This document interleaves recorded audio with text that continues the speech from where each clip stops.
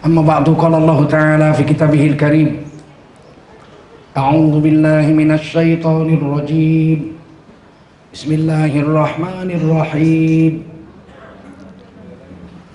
يا أيها الذين آمنوا كتب عليكم الصيام كما كتب على الذين من قبلكم لعلكم تتقون Qala Rasulullah sallallahu alaihi wasallam Man kharaja fi talabil ilmi fahuwa fi sabilillahi hatta yarji. Baginda Rasul bersabda, siapa keluar untuk mendapatkan ilmu, orang itu adalah orang yang berjihad fi sabilillah sampai dia kembali ke rumahnya. Mudah-mudahan kita semua mendapatkan pahala jihad dari Allah SWT. Amin.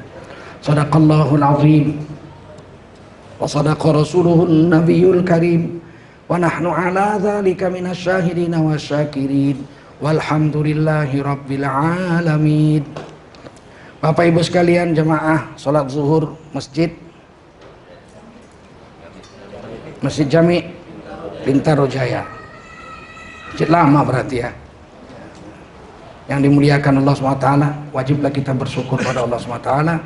Salawat dan salam kita sampaikan untuk baginda Rasulullah SAW. Bulan ini bulan agung, satu-satunya bulan yang namanya disebut di Quran. Dari 12 bulan yang ada, tidak ada satupun yang namanya disebut, kecuali Al-Quran menyebut hanya satu bulan Ramadan saja. Syahrul Ramadan alladzi unzila fihi al-Quran hudal linnasi wa bayyinatin minal huda wal furqan. Satu-satunya disebut bulan Ramadan, yaitu bulan yang di dalamnya diturunkan Al-Quran yang menjadi petunjuk bagi manusia dan menjelaskan hidayah petunjuk-petunjuk Allah itu, dan menjadi pembeda antara yang hak dengan yang batil. Jadi kalau kita sedang mau mengamalkan sesuatu pekerjaan, mau buat kerjaan, kita mau tahu kerjaan ini halal atau tidak, hak atau batil, ukurannya Quran. Jangan perasaan rusak kita. Ukurannya harus Quran. Selalu begitu.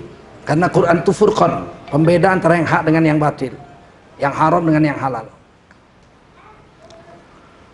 Kalau Quran sudah tulis namanya, pasti hebat. Nggak ada yang nggak hebat. Nggak ada yang ditulis Quran itu nggak hebat. Bandit aja kalau udah ditulis Quran berarti bandit hebat itu. Fir'aun misalnya, oh itu hebat itu. Saking hebatnya ngaku Tuhan. Nah, nggak ada bandit ngaku Tuhan kecuali Fir'aun. Walaupun dia pejabat, lahir jadi pangeran, mati jadi raja, kaya seumur hidup, rakyatnya menyembahnya sebagai Tuhan, tapi dia hina. Buktinya dia hina, nggak ada orang mau dipanggil Fir'aun. Hadirin sekalian, berikut ini adalah kata sambutan dari Fir'aun Republik Indonesia. Orang akan merasa marah. Menghina kamu ya, menghina. Meskipun dia kaya, raja, diakui Tuhan, dia hina. Semua orang manusia tahu. Semua manusia yang berakal sehat pasti menolak Fir'aun. Meskipun dia dituhankan oleh bangsanya. Lahir sebagai pangeran, mati sebagai raja. Jadi begini, orang itu hina atau tidak itu ukurannya Allah. Ukurannya Quran, ukurannya agama. Jangan pikir akal kita, oh saya kalau jadi orang kaya bakal top, baik, hebat. Enggak. Jangan tipu nurani kita. Sudah banyak orang-orang dulu yang hebat-hebat. Namrud, Fir'aun, Bustanasr, Abu Jahal, Umayyah bin Khalaf. Udah banyak. Haman. Banyak sekali. Qarun. Hebat dalam sisi dunia. Dikagumi banyak orang dalam hal keduniaan. Tapi ujung-ujungnya semua manusia sedunia yang berakal waras menghinakan dia. Terus kita mau pilih apa sih? Kita mau pilih hebat di mata manusia atau hebat pada agama? Dan Quran menjelaskan itu. Karena Quran itu furqan. Kalau Quran sudah puji orang, biarpun cacat. Luqman Hakim itu cacat. Sakit polio, lahirnya polio. Tahu polio? Hitam lagi, ya Allah, orang negro. bibirnya tebel. Udahlah negro tebel peleo pula. Jalan aja pincang-pincang. Apa hebatnya Luqman Hakim? Kalau dari segi fisik. Kerjanya budak, bukan orang merdeka, budak. Dibeli, dijual beli sama majikannya. Bukan orang merdeka, a slave dalam bahasa Inggrisnya. Budak. Tapi walaupun dia budak, polio lagi, cacat, hitam, legam, bibirnya tebel, merongos. Tapi dia punya akhlak, dia punya pemikiran. Selalu kepada Allah aja.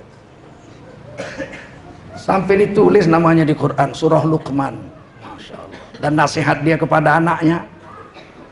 Diwahyukan Allah kepada Nabi Muhammad SAW. Nasihat Luqman kepada anaknya. Diwahyukan Allah kepada Nabi Muhammad.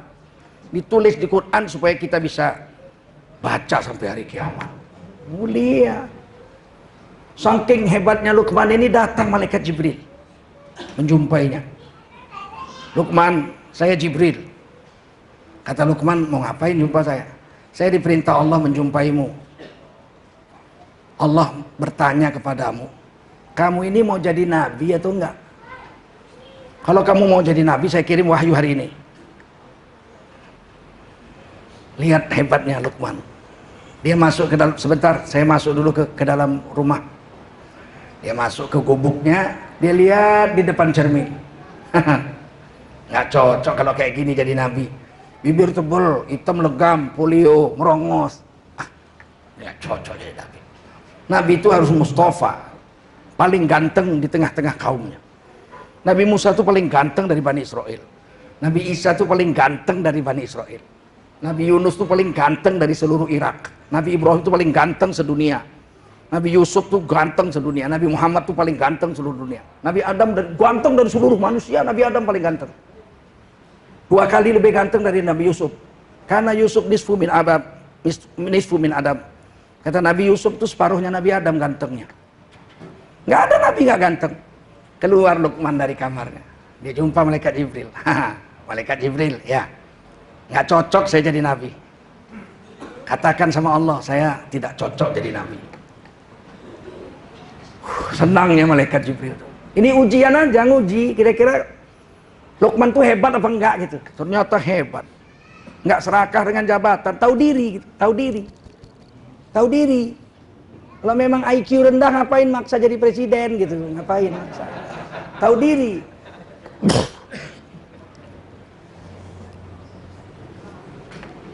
Akhirnya Allah angkat beliau jadi ahli hikmah. Ahli hikmah, nasihat-nasihatnya ditulis di Quran.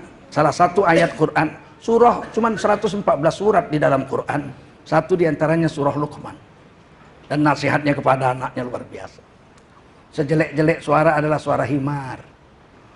Jangan kau berteriak-teriak di hadapan banyak orang seperti keledai. Jangan.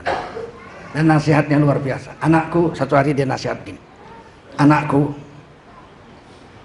kalau kau hidup di dunia nak, jangan kau dengar kata orang. Dengarlah apa kata Allah. Ikutlah agama. Jangan dengar kata rakyat.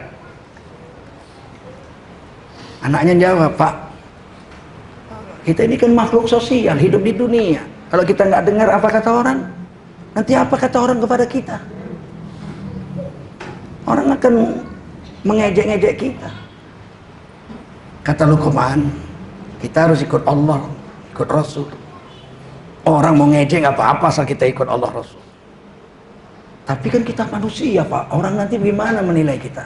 Apa kata orang?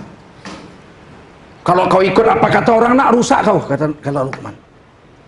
Kau jangan ikut kata orang, ikut kata Allah. Begini aja nak, besok kita buktikan. Besoknya Luqman membawa anaknya naik keledai. Keledai itu binatang yang lebih besar sedikit dari kambing etawa. Keledai itu kecil segini aja nya keledai itu, paling tinggi segini. Tapi kuat. Saya pernah lihat tuh keledai diletakkan beban sebanyak apapun di punggungnya dia kuat. Saking banyaknya beban diletakkan, kakinya 2 terangkat. Namun nggak rubuh. Oh itu keledai. Bisa kakinya dua terangkat gitu. Tapi rubuh enggak? Kata Luqman, ayo kita keliling, jalan kita. Ayo, jalan. Nah, aku naik keledai, kau jalan. Ya. Luqman naik keledai. Anaknya nuntun keledai. Jumpa satu rombongan musafir, kabilah. Apa kata orang-orang? Bapak nggak punya perasaan, nggak punya otak. Kalau bahasa Indonesia gitu, bapak nggak punya otak. Udah tua enak nangkring di atas keledai, anaknya masih kecil suruh jalan. Kejam kali ini, nggak punya otak. Mestinya dia yang jalan, anaknya yang naik keledai. Lewat, bagaimana kata orang? Iya bapak katanya nggak punya otak. Harusnya yang naik keledai saya. Udah kau sekarang kau di atas, biar aku yang nuntun. Gantian anaknya di atas, bapaknya yang nuntun. Lewat. Satu rombongan orang lagi. Ini anak durhaka kata orang. Bapaknya udah tua suruh jalan, dia enak-enak nangkring di atas keledai. Anak durhaka. Kata Luqman, gimana nak? Kalau bapak di atas, bapak manusia tidak punya otak. Kalau saya di atas, saya anak durhaka. Kalau begitu kita naik dua-dua. Naik dua-dua. Anak sama bapak naik keledai. Lewat satu rombongan orang. Manusia kejam, gak punya perasaan. Keledai kecil dinaiki dua orang. Gimana nak? Iya, bapak di atas salah. Aku di atas dibilang anak durhaka. Bapak di atas gak punya otak. Kita naik dua-dua dibilang kejam.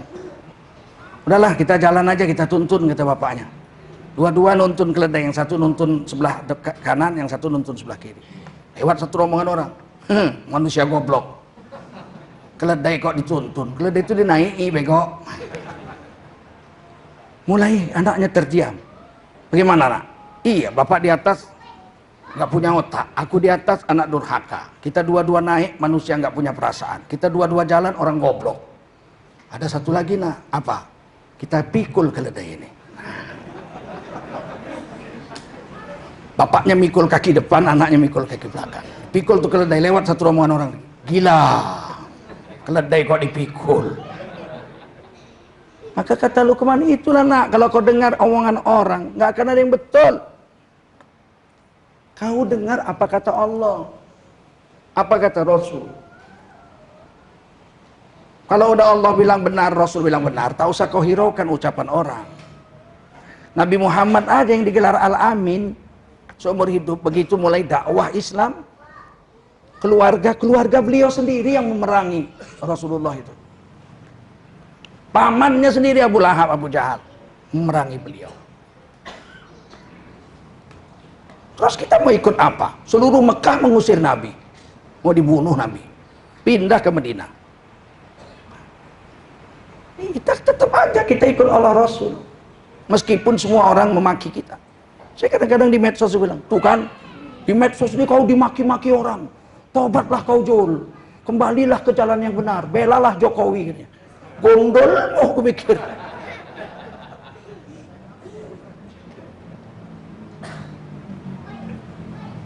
Kita itu tetap kepada Allah dan Rasul. Tidak peduli walaupun seluruh dunia benci kepada kita, nggak apa-apa. Nah di bulan Ramadan ini Allah perintahkan kita puasa 1438 tahun yang lalu. Udah cukup lama lah. Ketika Nabi jadi Nabi 15 tahun, Nabi hijrah ke Madinah. 2 tahun setelah Nabi hijrah, jadi tahun 15 setelah jadi Nabi, 2 tahun setelah hijrah. Turun wahyu tanggal 29 Sya'ban. Ya ayyuhalladzina amanu kutiba alaikumusiyam. Ini turun ayat. Selesai sholat asar, Nabi kumpulkan para sahabat untuk melihat hilal, melihat bulan. Begitu matahari tenggelam, hilal kelihatan. Maka Nabi bersabda, sumu li ru'yatihi, puasalah kamu kalau kamu lihat hilal. Wa aftiru li ru'yatihi, lebaranlah kamu kalau kamu sudah lihat hilal.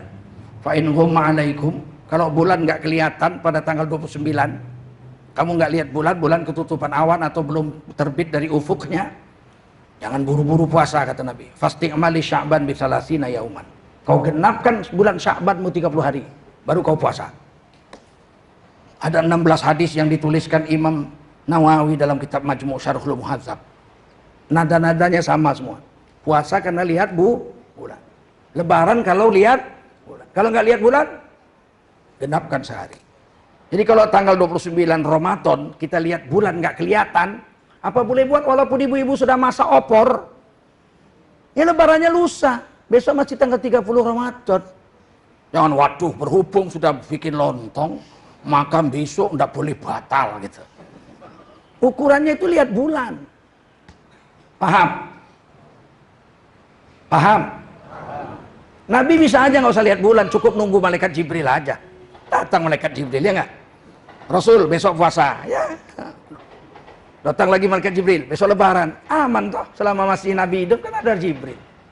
Tapi Nabi 8 kali puasa sejak tahun kedua ya.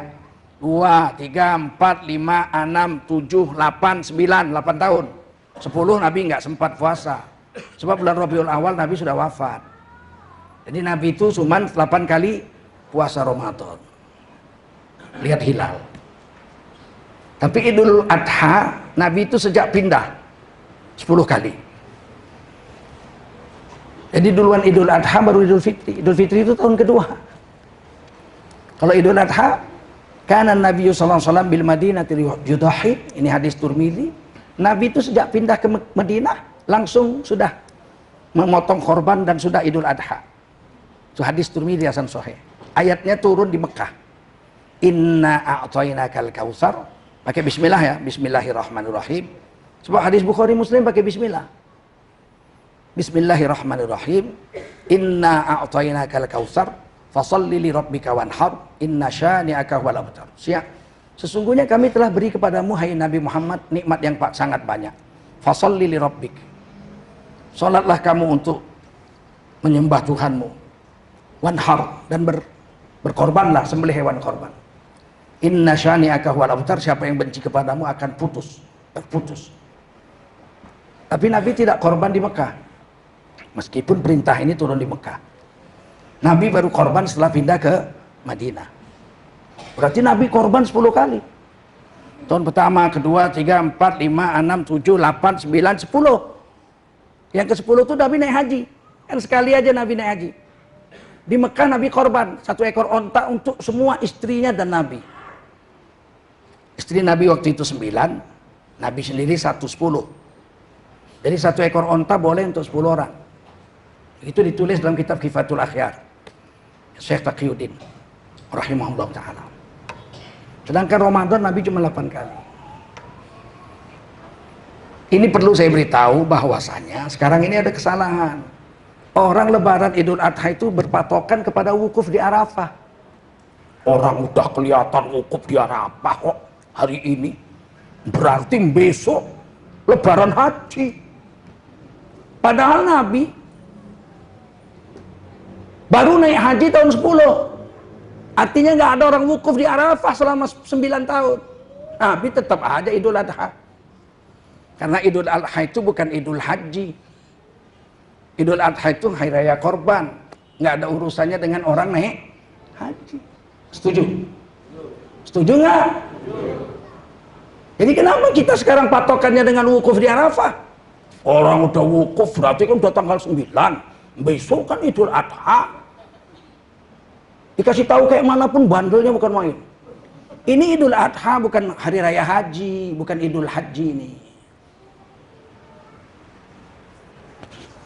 Mereka kan sudah wukuf. Ya mereka sudah wukuf karena di sana sudah tanggal 9. Sedangkan di Indonesia belum tentu, mungkin masih tanggal 8. Kecuali kita udah tanggal 9, besoknya kita Idul Adha. Karena Idul Adha itu adalah 10 Zulhijjah. Bukan hari wukuf, besoknya nggak ada. Kalau terjadi perang Arab Israel, nggak ada orang naik haji. Siapa yang berani? Rudal di mana-mana.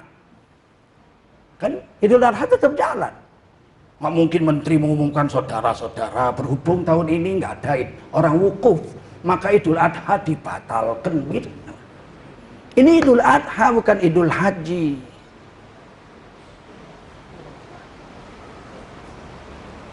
Sedangkan haji itu pun lihat bulan. Lihat ayat Qur'annya. Yas'alunaka 'anil ahillah. Mereka bertanya tentang bulan sabit. Maafkan saya kalau puasa saya beginilah.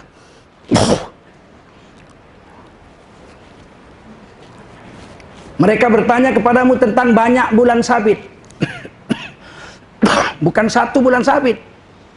Di situ Allah tukar bentuk hilal menjadi ahillah. Tidak Allah katakan yas'alunaka 'anil hilal. Enggak. Hilal itu satu hilal. Jamak ahillah. Yas'alunaka 'anil ahillah. Kok jamak? Umatmu bertanya kepadamu, hai Nabi, tentang bulan sabit yang banyak. Kok banyak? Kan bulan hanya satu. Bulan berapa sih? Bulan berapa? Bulan berapa? Satu.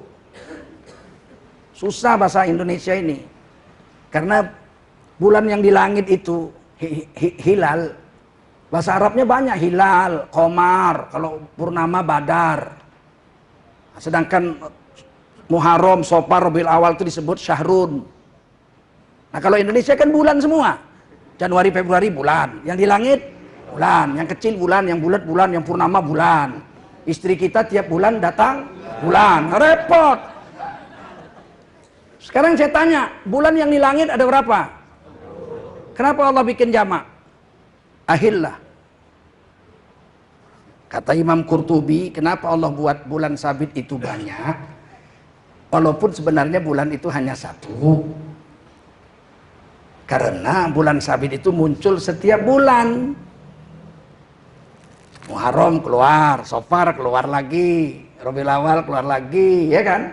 12 kali keluar dalam satu tahun, maka disebutlah ahillah, banyak bulan sabit. Qul, jawab. Hiya mawaqitu linnas. Bulan sabit itu kembali ke hiya, bentuknya tunggal lagi. Itu bulan sabit sebagai patokan bagi manusia untuk menghitung waktu. Tanggal 1, tanggal 2, tanggal 3, tanggal 4 tahun 1440 Hijriah dan seterusnya. Wal hajj, dan menghitung ibadah haji. Jadi ibadah haji itu pakai apa? Nggak nyambung ya? Pakai hilal. Tanggal 9 Zulhijjah wukuf di Arafah. Tanggal 10 Zulhijjah melontar jamroh. Tanggal 11, 12, 13 Zulhijjah mabit di Mina. 14 Zulhijjah tawaf ifadah. Itu pakai apa namanya? Bulan. Udah nyambung. Hadisnya Bukhari Muslim. Idza ra'aitumul hilala dzilhijjah. Jika kamu diantara kamu sudah melihat bulan sabit 1 Zulhijjah, wa arada ahadukum an yudhi, dan kamu pada tanggal 10-nya berniat menyembelih hewan korban, falyumsik an sya'rihi wa asfarih, hendaklah dia menahan diri, tidak potong rambut dan tidak potong kuku selama 10 hari. Lihat apa tadi? Lihat hilal. Nah, jadi kenapa lah kita di Indonesia ini, orang Saudi aja udah wukuf, kok kita belum hari raya? Ya di sana wukuf, sana udah tanggal 9. Ya kenapa duluan Saudi, kan harusnya duluan kita. Kenapa? Karena kita kan 4 jam lebih dulu siang dari Saudi. Ini mau lihat bulan apa lihat matahari? Hah? Mau lihat bulan apa lihat matahari? Bulan. Kalau matahari duluan kita, 4 jam baru Saudi. Kalau bulan bisa duluan Saudi 20 jam baru kita besoknya.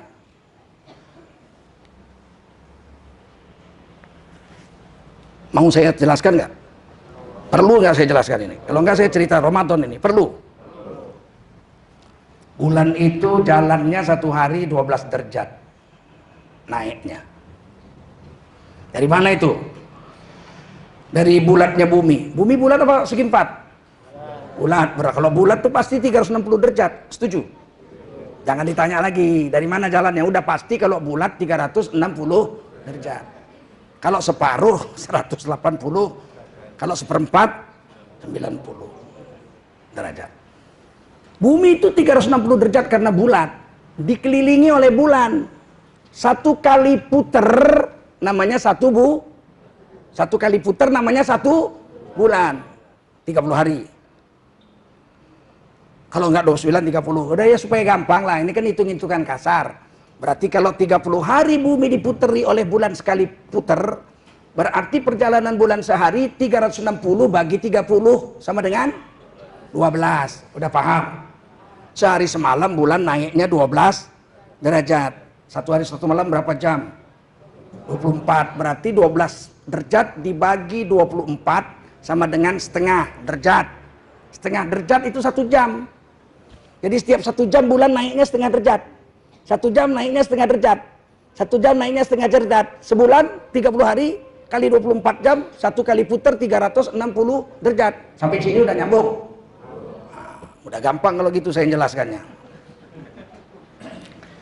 Seandainya di Papua matahari tenggelam, bulan tenggelam, sama-sama tenggelam, namanya ijtima.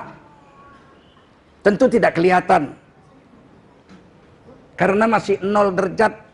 Waktu matahari tenggelam, bulan 0 derajat dengan ufuk sederajat. Nggak bisa dilihat dong. Ketutupan bumi. 1 jam kemudian ketika matahari tenggelam di Sulawesi, bulan sudah setengah derajat. Setuju? Kan 1 jam naiknya setengah. Belum bisa dilihat, masih rendah. 1 jam kemudian ketika matahari tenggelam di Jakarta, orang lihat bulan di Jakarta nggak kelihatan karena baru 1 derajat. 1 jam kemudian ketika matahari tenggelam di Aceh, bulan 1 derajat setengah, nggak kelihatan juga. Siapa yang bisa lihat? Teleskop paling sakti sedunia, teleskop Hubble namanya. Jerman yang buat, harganya 6 triliun. Hanya mampu melihat bulan ketinggian 2 derajat. Harganya 6. Jangan harap Pak Jokowi mau beli lah. Nggak usah harap lah. 6 triliun. Kalau saya presiden saya beli. 1 jam kemudian ketika matahari tenggelam di Bangladesh, bulan 2 derajat. Kemungkinan orang Bangladesh bisa lihat bulan 2 derajat sudah bisa dilihat. Maka Bangladesh besoknya puasa. Kita puasa belum? Belum, orang kita belum lihat bulan. Masih tanggal 29. Bangladesh sudah lihat bulan, dia puasa nggak besok? Duluan Bangladesh sehari dari kita kan? 1 jam kemudian ketika matahari tenggelam di Pakistan, bulan sudah 2,5 derajat. Kira-kira orang Pakistan lihat nggak? Lihat bulan. Mereka puasa nggak? Kita belum. 1 jam kemudian ketika matahari tenggelam di Saudi, bulan udah 3 derajat tingginya. Kira-kira orang Saudi puasa nggak besoknya? Kita kapan? 20 jam setelah Saudi. 20 jam setelah. Besoknya nggak usah lihat lagi, bulan udah pasti 12 derajat tingginya di Papua. Setuju? Udah ngerti sekarang? Jadi jangan ngomong Saudi sudah hari raya, kok kita belum. Ini mau lihat matahari apa melihat bulan? Tahun ini kok sama kita Saudi? Iyalah, karena ketika matahari tenggelam di Indonesia, bulan sudah 2,5 derajat. 9 titik kita lihat. Maka kita puasa tanggal 6. Ketika di tempat kita bulan sudah 2,5 derajat, 4 jam kemudian di Saudi bulan sudah 4,5 derajat. Mereka lihat bulan nggak? Mereka puasa nggak? Kita puasa nggak? Sama, tapi Maroko, Fiji Island, Cocos Island, Papua Nugini belum tentu. Mereka besoknya. Setuju? Setuju? Dan pasti dunia ini separuh malam, separuh siang. Setuju? Separuh malam, separuh siang. Kalau separuh malam lihat bulan, separuh lagi kapan lihat bulannya? Besok dong, tunggu putar dulu bumi, ya nggak? Jadi sabar. Saya kadang-kadang sedihnya begini orang Islam ini, ngaji nggak mau, nanya sama ulama yang ahli falak nggak mau, tapi sok pinternya itu yang nggak tahan itu. Ada ucapan lagi yang membuat saya jengkel. Islam ini selalu berbeda. Kita udah puasa, sebelah sana belum. Lihat Kristen. Hari Natal serentak seluruh dunia. 25 Desember seluruh dunia hari raya. Ya kan? Berarti kan canggihan Kristen dari kita. Enggak, justru mereka keliru. Kita betul. Dari mana kelirunya? Karena dunia ini separuh malam, separuh siang. Sekarang di Indonesia jam berapa ini? Jam 1 siang. Di Amerika jam berapa? Jam 1 malam. Coba kalau kita hari raya 25 Desember, Natal, terus kita ambil telepon. Kita telepon kawan kita di California. Hello, my brother. Ya, happy Merry Christmas. Dia bilang, not yet my brother, tomorrow. Tomorrow, besok. Udah paham? Sekarang canggihan kita apa mereka? Dan pikir orang Islam ini bodoh. Jenggot-jenggot gini pinter tau. Asal mau ngaji aja kita, insya Allah kita paham agama ini, paham. Mulai besok, biasakanlah Ramadan dengan Idul Adha ikut hilal. Lihat bulan. Aman kita, aman. Aman karena berdasarkan Quran dan hadis. Nah, begitu Nabi lihat bulan, Nabi suruh puasa besoknya. Puasalah Nabi dan para sahabat 1438 tahun yang lalu. 2 tahun setelah hijrah. Lagi puasa beberapa hari turun wahyu lagi. Diwajibkan berperang. Nabi kumpulkan sahabat, kita diserang oleh orang Quraisy. Mereka datang dengan 1000 tentara. Kita harus perang bulan Ramadan. Siapkan pasukan. Miskin, pasukan cuma 313. Munafik nggak mau ikut perang. Munafik tuh dari dulu yang munafik, Pak. Kalau di depan kita nanti kalau perang, saya akan mendampingimu. Begitu perang. Munafik di mana-mana dari dulu sampai kiamat nggak berubah itu, tetap begitu. Saya kawan-kawan saya ustadz pun begitu, kalau ngomong begitu ini cipluk hilang. Nanti dibilang munafik marah, hanya Allah yang tahu saya munafik atau tidak. Iyalah Allah lah yang tahu, tapi gaya-gayanya sih munafik. Yang pasti tahu ya Allah. Mati dia kita sembayangkan juga, cuman jengkel.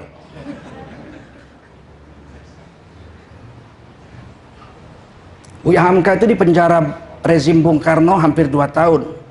Menurut Buya Bakhtiar itu hafiz Quran, seguru dengan Buya Hamka, tinggal sama bapak saya di Medan. Ketika saya lahir, Buya Bakhtiar yang mengazankan saya. Buya Bakhtiar itu kata bapak saya setiap malam kalau tidur, dalam kelambunya itu mimpinya baca Quran. 2 jam, 3 jam mimpi baca Quran. Dia hafiz Quran 30 juz. Jadi mimpinya pun baca Quran. Beliau dengar Buya Hamka di penjara, kemudian beliau berpamit kepada bapak saya untuk melihat Buya Hamka karena anak beliau kolonel tentara intelijen Bung Karno. Jadi bolehlah lihat Buya Hamka di penjara bawah tanah. Dari situlah bapak saya tahu Buya Hamka itu sempat minum kencing. Nggak dikasih minum kencing di penjara. Buya Hamka kan paman guru saya berarti, betul nggak? Buya Hamka lama juga tinggal di Medan. Sempat membuat koran namanya Pewarta Daily. Buya Hamka. Tapi adik segururannya itu tinggal sama bapak saya, tidak ikut ke Jakarta waktu Buya Hamka pindah ke Jakarta. Satu hari datang orang ke rumah Buya Hamka bawa surat. Buya Hamka bilang silakan masuk. Saudara siapa? Saya adalah ajudan Bung Karno. Buya Hamka berkaca-kaca matanya. Dalam harunya Buya Hamka bertanya, apa kabar Bung Karno sekarang? Lama tidak bertemu. Kata ajudannya, baru saja menghembuskan nafas terakhir. Sedih sekali Buya Hamka. Bung Karno wafat. Tapi beliau ada kirim surat. Dikasih surat. Dibaca isinya kira-kira begini. Kepada yang terhormat Buya Hamka, kira-kira begitu. Jika saya meninggal dunia, saya berharap sudilah Tuan Buya Hamka menjadi imam sholat jenazah saya. Bayangkan itu cobaan berat. Mungkin kalau kita di penjara orang minum kencing, terus yang memenjara datang gitu, tolong sembayangi saya gitu ya. Bener. Tapi itulah ulama ya. Buya Hamka menjawab, saya akan sholatkan. Beberapa sahabat Buya Hamka menelepon yang sama-sama di penjara. Buya jangan sembayangkan, munafik itu. Dia orang munafik. Dia penjarakan kita para ulama. Kata Buya Hamka, aku serahkan sama Allah. Yang aku tahu dia sholat, dia mengucap syahadat. Biar aku sholat. Buya Hamka menyolatkan jenazah Bung Karno. Dari sini kita bisa tahu bahwa ada dua perkara. Pertama, orang yang beriman itu sangka baiklah sama orang. Tapi ketika dia mati, sudahlah, dia Islam, sholatkanlah. Usahakan ikhlas. Kalau nggak ikhlas, gimana? Perasaan kan nggak bisa dibuat-buat. Yang kedua, percayalah. Sejauh manapun seorang mukmin lari dari agamanya, entah karena politik, entah karena harta, entah karena istri, entah karena anak, entah karena jabatan, nun jauh di sudut hatinya, dia tetap akan mengakui kebenaran yang hakiki. Kurang apa kawan Bung Karno, ulama-ulama yang sama-sama satu kubu dengan Bung Karno di Nasakom, nasionalis agama dan komunis. Nasionalisnya PNI, partainya Bung Karno, agamanya partai NU, komunisnya partainya Aidit PKI, membuat koalisi sejak dibubarkannya Konstituante tahun 59, tahun 60 terus koalisi Nasakom. Masumi nggak mau ikut Nasakom, dibubarkan oleh Bung Karno pada tahun 1960. Berapa banyak ulama kawan Bung Karno? Kenapa harus minta sholatkan orang yang pernah dipenjaranya? Karena hati tidak pernah dusta. Hati tidak pernah dusta. Maka saya katakan tadi, jangan kau dengar kata orang, dengar aja kata Allah Rasul. Sedunia pun benci kepadamu, nun jauh di sudut hatinya. Sesungguhnya mereka gentar dan segan dengan keistiqomahan kita pada agama Allah Subhanahu wa taala. Ada kawan saya, pejabat, dia suap itu ulama-ulama. Dia kalau ceritain ulama-ulama itu apa? Itu Syanu. Saya yang ngasih makan. Dengan sombong dia bilang. Tapi kalau kita yang nggak pernah mau makan duit dia, segan dia. Kalau Syanu itu memang saya nggak suka. Karena dia nggak mendukung saya. Tapi sebenarnya mereka itu hebat. Beberapa kali saya kirimkan duit, nggak mau dia. Mereka akui juga itu. Saya udah tua Pak, percayalah kalian, tak dusta saya. Udah jenggot saya udah putih. Untuk apalah saya berdusta dalam ceramah ini? Gak ada gunanya.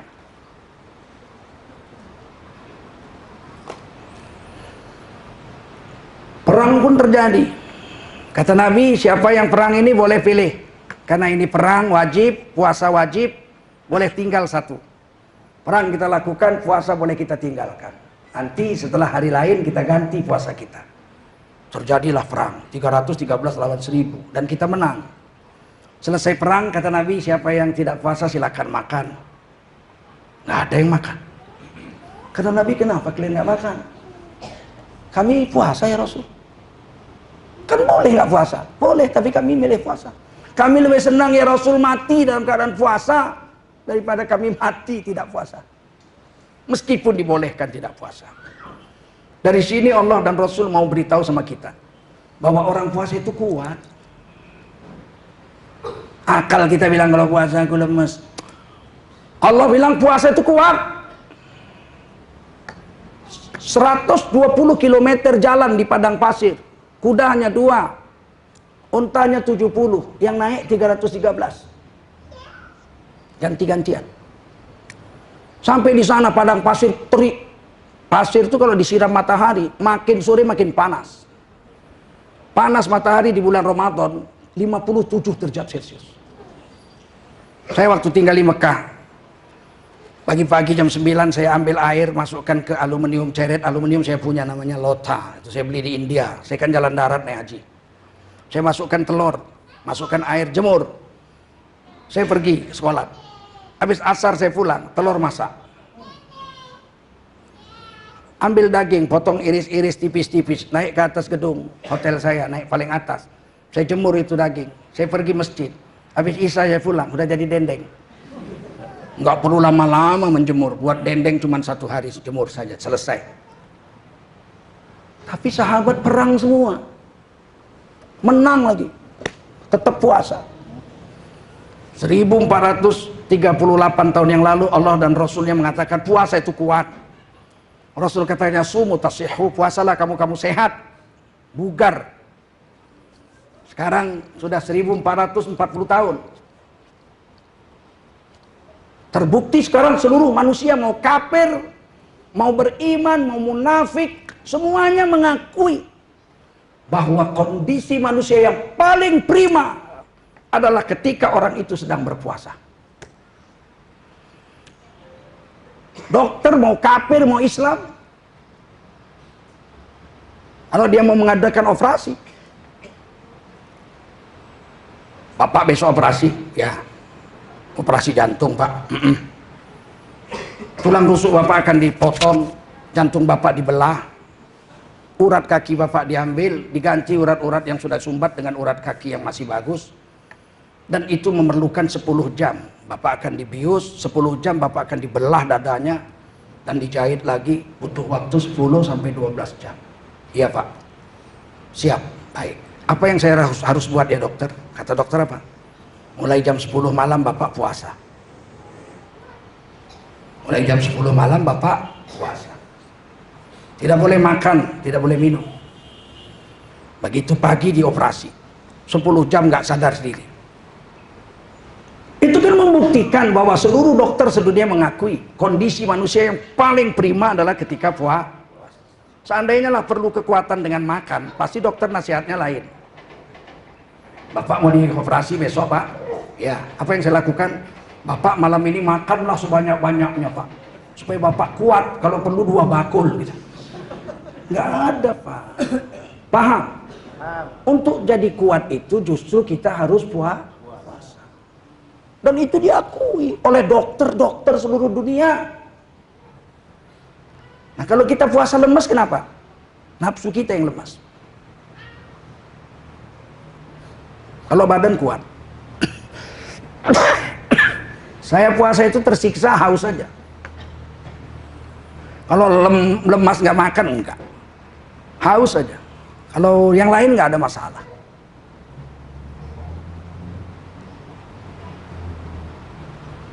Oleh karena itu jangan pernah beranggapan puasa membuat badan kita jadi loyo. Enggak. Dan banyak perang terjadi ketika bulan puasa. Dan sukses. Kemerdekaan Indonesia juga 17 Agustus 45, hari Jumat di bulan puasa. Yang ketiga, puasa ini, dengan puasa ini Allah mau menggugurkan seluruh dosa kita. Man shoma Ramadan imanan wahtisaban ghufira lahu ma taqaddama min dzambih. Barang siapa puasa berdasarkan iman, wahtisaban, dan dijaganya puasanya dari hal-hal yang merusakkan puasa. Matanya dari melihat aurat bukan mahram, kupingnya dari mendengar yang haram, mulutnya dari memfitnah dan adu domba, akalnya daripada kebejatan fikir. Dia jaga. Ghufira lahu ma taqaddama min dzambih. 1 bulan dia puasa, seluruh dosanya dari ujung rambut sampai ujung kuku semuanya diampuni Allah seumur hidup yang lalu. Bukan tahun lalu, seumur hidup yang lalu. Kayaumin waladathu ummuhu. Sehingga ketika dia hari lebaran seperti bayi baru lahir dari rahim ibunya. Nggak ada Pak anugerah sebesar ini. Gratis lagi. Oh naik haji juga sama, ya naik haji itu seluruh dosa dari ujung rambut sampai ujung kuku diampuni seumur hidup. Tapi bayar. Hanya orang kaya yang bisa naik haji Pak. Betul. Kalau sholat diampuni hanya antara 2 sholat. Itu hadis Bukhari. Inna sholata illa sholati kafaroh lima bainahuma. Sholat yang satu sholat subuh menuju sholat zuhur, maka Allah membersihkan seluruh dosa antara 2 sholat itu. Nanti zuhur ke asar, begitu dia sholat asar, seluruh dosa antara zuhur asar dibersihkan. Jadi seperti mandi 5 kali pada sebatang sungai, kata Nabi. Per sholat membersihkan dosa. Kalau Ramadan seumur hidup, kalau haji seumur hidup, tapi haji bayar, Ramadan gratis. Kalaulah menghapuskan seluruh dosa hanya lewat haji, kasihan dong orang miskin yang nggak bisa naik haji. Betul? Tapi ada jalan lain selain haji yang bayar seluruh dosa diampuni. Dengan puasa seluruh dosa diampuni gratis, sehingga orang miskin pun bisa mengambilnya. Alah Pak, orang miskin itu kan sepanjang tahun lapar juga, puasa juga lapar. Beda. Kalau orang miskin sepanjang tahun lapar karena miskinnya, terus waktu bulan Ramadan dia lapar juga, tapi karena puasa, beda perasaan.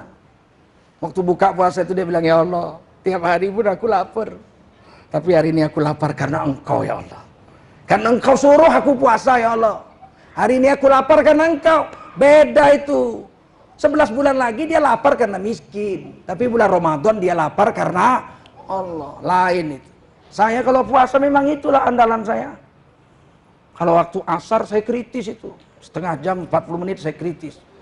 Mau bangun aja nggak kuat. Kalau saya ke masjid dulu naik Vespa. Kalau udah habis asar saya tidur. Baring di masjid gitu. Nggak kuat pulang saya, lemah. Setengah jam atau 40 menit baru bangun. Saat kritis itu saya doa itu, ya Allah, aku ini puasa karena Engkau ya Allah. Kalau enggak aku makan aja kenyang-kenyang. Ada kok duitku, ada makanan di rumah. Ini karena Engkau ya Allah, ampunilah dosaku ya Allah. Nangislah di situ. Beda lapar karena Allah dengan lapar karena miskin. Beda nggak? Beda. Itulah yang disebut ihtisaban itu. Man shoma Ramadan imanan wah ihtisaban. Ihtisaban itu itulah. Ya Allah, aku ini lapar ya Allah. Sebetulnya kalau aku mau rampok, tetangga aku itu nenek-nenek. Udah umur 70, tinggal ku cekek aja, ku ambil hartanya. Tapi tidak ku lakukan ya Allah. Karena aku mengharapkan kasih sayangmu. Bagaimana orang seperti ini nggak diampuni Allah dosanya. Sayang Allah sama dia. Sedangkan seorang pemuda diajak zina dengan seorang wanita cantik dan bangsawan. Nafsunya mau berzina, nafsunya. Tapi kemudian dia katakan, "Ai anak gadis, aku nggak mau zina karena aku takut dengan Allah. Meskipun aku mau, tapi aku tidak berani karena takut." Dia lakukan itu, seluruh dosanya diampuni dari ujung rambut sampai ujung kuku. Itu kan Quran yang bilang itu. Intajtanibu kabair matunhauna ankum nukafir ankum sayiatikum. Kalau kau menghindarkan diri dari dosa besar yang dilarang Allah, maka bonusnya seluruh dosa kecilmu diampuni oleh Allah SWT. Bayangkan tuh, satu kali menghindar dari zina, udah diajak zina nih, nggak mau, nanti di hari kiamat dinaungi. Ketika tidak ada naungan, matahari hanya sejengkal di atas kepala. 7 golongan dapat naungan. Satu diantaranya orang pemuda yang diajak zina oleh wanita cantik dan bangsawan. Dia katakan, aku tidak berani karena Allah. Apalagi dia lapar karena Allah 1 bulan. Masya Allah. Yang keempat, dia dapat pahala tidak terhingga. Udahlah dosa diampuni, pahala tidak terhingga. Dalam hadis qudsi Allah berfirman, Allah yang berfirman, Nabi menceritakan. Itu namanya hadis qudsi. As-shaumu liya, puasa itu untukku Allah. Wa ana ajzibih, dan akulah Allah yang akan bayar pahalanya langsung. Jadi malaikat pun nggak tahu berapa besar pahala puasa. Malaikat cuma tulis aja Tengku Zulkarnain puasa. Hari ini sempurna, dijaganya matanya, jaganya kupingnya, dijaganya mulutnya, nah, sempurna dapat pahala, Allah yang bayar. Siapa yang tahu? Nggak ada yang tahu. Jadi kita puasa ini, kata Nabi, barang siapa sengaja meninggalkan 1 hari puasa karena malas. Istrinya masak rendang, cium dia, umak jang enak nyala rendang. Dia pun pura-pura sama istrinya, aku lemas sekali aku, mau mati aku. Padahal maksudnya supaya makan rendang aja.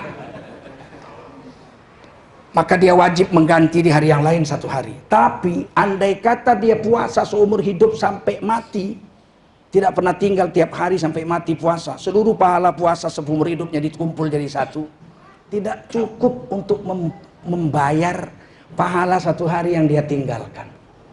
Oh, besarnya pahala puasa.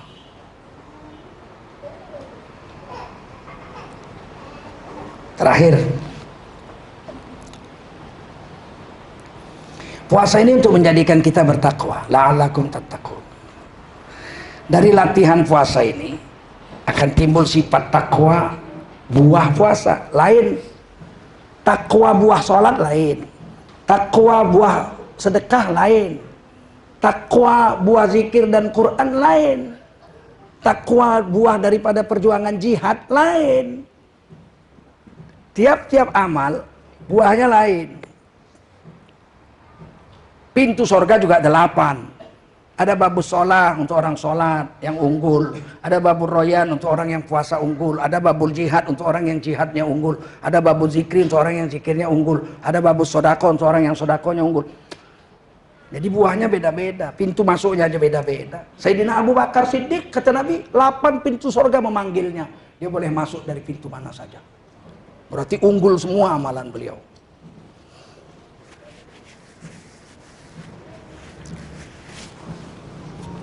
Ketika puasa, kita diharamkan makan, minum, dan istri. Setuju? Itu makanan binatang itu. Ini saya bahasanya agak vulgar aja, biar gampang ingat sampai mati nggak lupa. Makan, minum, istri itu makanan binatang. Makanan jasmani, makanan binatang. Binatang itu cuman itu aja kerjanya. Makan, minum, kawin, makan, minum, kawin, makan, minum, kawin. Betul? Itu yang 3 itu makanan binatang itu. Kalau kita banyak memakan, minum, dan istri, makan, minum, jima, makan, minum, jima, kita seperti binatang aja. Allah nggak mau kita seperti binatang. Allah paksa 1 bulan jangan kasih makan.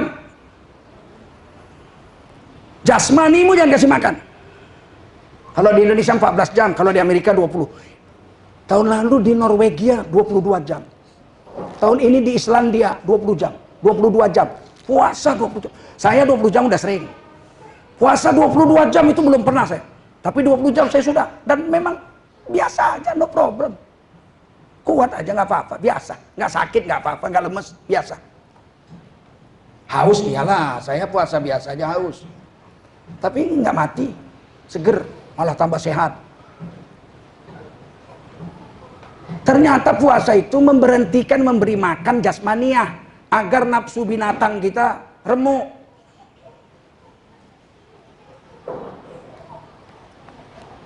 Sehingga akhir bulan Ramadan, bulan Syawal, kita dalam posisi iman maksimal, nafsu minimal. Oh, itu orang paling hebat itu. Namanya bertakwa. Imannya maksimal, nafsunya minimal. Itu orang bertakwa. Hebatnya ya, ketika kita musafir, saya misalnya pulang ke Aceh, kampung nenek saya, naik kapal terbang 3 jam. Saya nggak lemes lah, orang naik pesawat kok. Makan di pesawat dikasih. Apalagi Garuda ya nggak? Minum dikasih, milih lagi. Mau jus jambu, mau jus jeruk, ada milih-milih, ya Allah. Terbang, naik kapal terbang pakai AC, berkeringat juga enggak, 3 jam udah sampai, jaraknya 1000 km lebih, hampir 2000 km. Sampai di sana ya, 2400 kilo ya, karena satu terbang itu rata-rata 800 sampai 900 kilo. 3 jam Medan Aceh Jakarta. 2400 km. Makan, minum, pakai AC. Mendarat di sana, makan kari kambing, makan macam-macam lah makanan Aceh, plio, macam-macam dimakan semua. Sampai sana masih bisa tidur sama istri, orang istri ikut kok. Makanan jasmani kita waktu musafir penuh. Amal ibadah kita dikurangi 50%. Hebat. Padahal nggak lemes. Musafir itu nggak lemes, makan minum penuh, tidur tenang.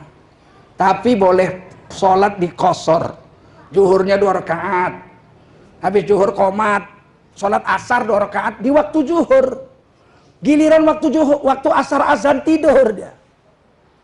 Kata kawannya, sholat, udah, saya udah dijamak, udah di qashar lagi, aman. Maghrib 3 rakaat, qomat 2 rakaat isya. Waktu isya dia tinggal makan, minum, nonton, main-main sama kawan.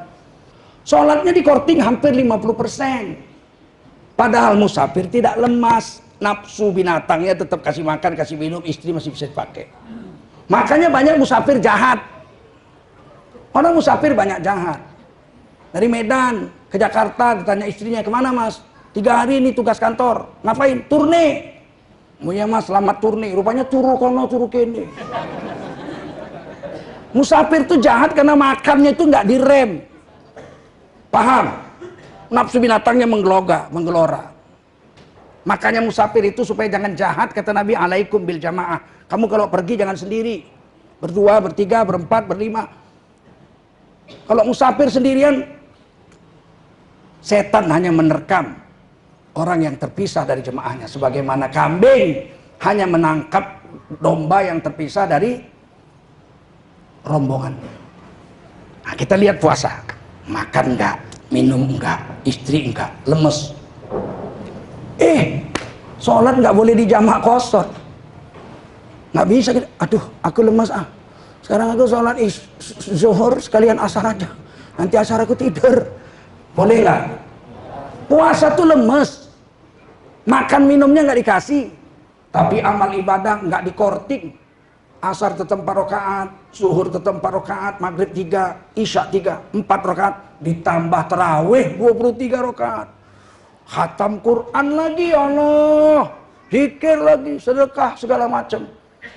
Ketika makanan jasmani dikekang, nafsu bejat kita turun, tapi amal ibadah malah ditambah. Ada terawih, ada zikir, ada baca Quran, ada sedekah, ada bayar zakat. Ya Allah, bagaimana hebatnya manusia seperti ini dalam 1 bulan. Imannya mentok, nafsunya kandas. Dia disebut Allah orang yang bertakwa. Mudah-mudahan lah bulan Ramadan ini menyebabkan kita jadi orang bertakwa. Oleh karena itu buka jangan rakus-rakus. Buka biasa aja lah. Korma 3. Belum kenyang 5. Belum kenyang 7. Kata Nabi makan itu dengan korma. Paling banyak 21. Makan korma itu sedikit-sedikitnya 1, paling banyak 21. Ditulis oleh Imam Ghazali dalam kitab Ihya Ulumuddin. Saya baru tahu kenapa Rasulullah sunnahkan buka pakai korma. Karena makan korma orang nggak bisa rakus. 3, 5 udah malas, 7 udah bosan, 9, 21 muntah pak. Coba tunjuk tangan, adakah orang yang pernah makan korma 21? Tapi kalau kolak, bubur, nasi, lengkong, nasi lagi, gado-gado, makan semua itu pak. Mas, 20 menit lagi sudah azan isya mas, mas belum sholat maghrib. Oh iya, sambil ngambil wudhu sambil nyendok kolang-kaling.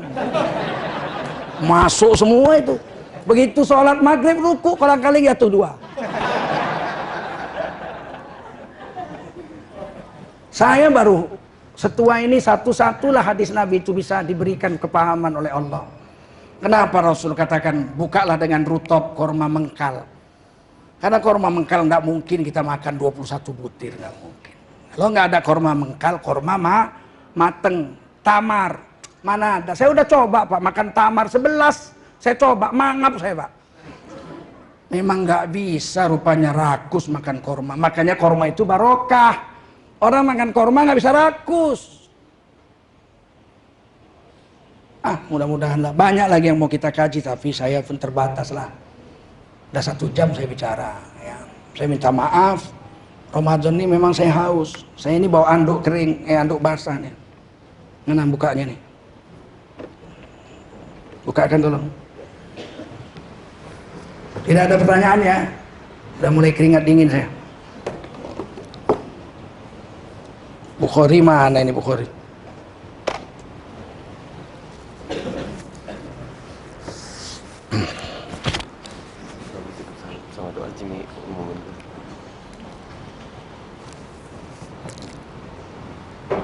Baik, sebelum kita tutup dengan doa, ada beberapa pengumuman yang akan saya sampaikan.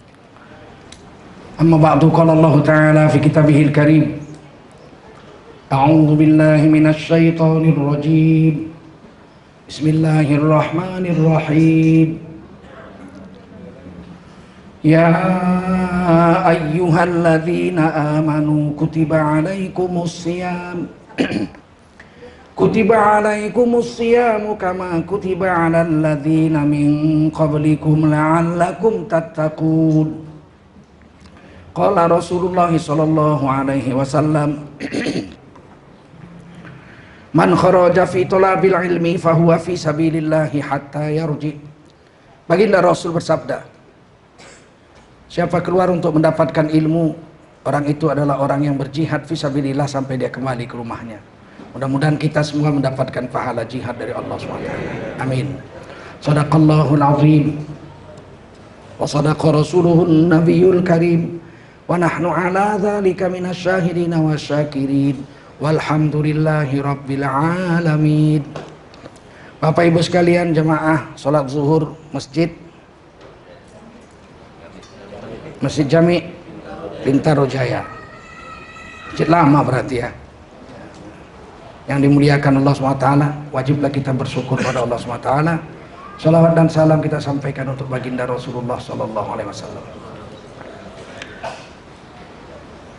Bulan ini bulan agung, satu-satunya bulan yang namanya disebut di Quran. Dari 12 bulan yang ada, tidak ada satupun yang namanya disebut, kecuali Al-Quran menyebut hanya satu bulan Ramadan saja. Syahrul Ramadan, Syahrul Ramadan alladzi unzila fihi al-Quran hudal linnasi wa bayyinatin minal huda wal furqan. Satu-satunya disebut bulan Ramadan, yaitu bulan yang di dalamnya diturunkan Al-Quran yang menjadi petunjuk bagi manusia dan menjelaskan hidayah petunjuk-petunjuk Allah itu, dan menjadi pembeda antara yang hak dengan yang batil. Jadi kalau kita sedang mau mengamalkan sesuatu pekerjaan, mau buat kerjaan, kita mau tahu kerjaan ini halal atau tidak, hak atau batil, ukurannya Quran. Jangan perasaan, kalau perasaan rusak kita. Ukurannya harus Quran. Selalu begitu. Karena Quran itu furqan, pembeda antara yang hak dengan yang batil, yang haram dengan yang halal. Kalau Quran sudah tulis namanya, pasti hebat. Nggak ada yang nggak hebat. Nggak ada yang ditulis Quran itu nggak hebat. Bandit aja kalau udah ditulis Quran berarti bandit hebat itu. Fir'aun misalnya, oh itu hebat itu. Saking hebatnya ngaku Tuhan. Nah, nggak ada bandit ngaku Tuhan kecuali Fir'aun. Walaupun dia pejabat, lahir jadi pangeran, mati jadi raja, kaya seumur hidup, rakyatnya menyembahnya sebagai Tuhan, tapi dia hina. Buktinya dia hina, nggak ada orang mau dipanggil Fir'aun. Hadirin sekalian, berikut ini adalah kata sambutan dari Fir'aun Republik Indonesia.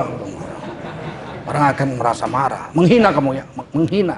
Meskipun dia kaya, raja, diakui Tuhan, dia hina. Semua orang manusia tahu. Semua manusia yang berakal sehat pasti menolak Fir'aun. Meskipun dia dituhankan oleh bangsanya. Lahir sebagai pangeran, mati sebagai raja. Jadi begini, orang itu hina atau tidak itu ukurannya Allah. Ukurannya Quran, ukurannya agama. Jangan pikir akal kita, oh saya kalau jadi orang kaya bakal top, baik, hebat. Enggak. Jangan tipu nurani kita. Sudah banyak orang-orang dulu yang hebat-hebat.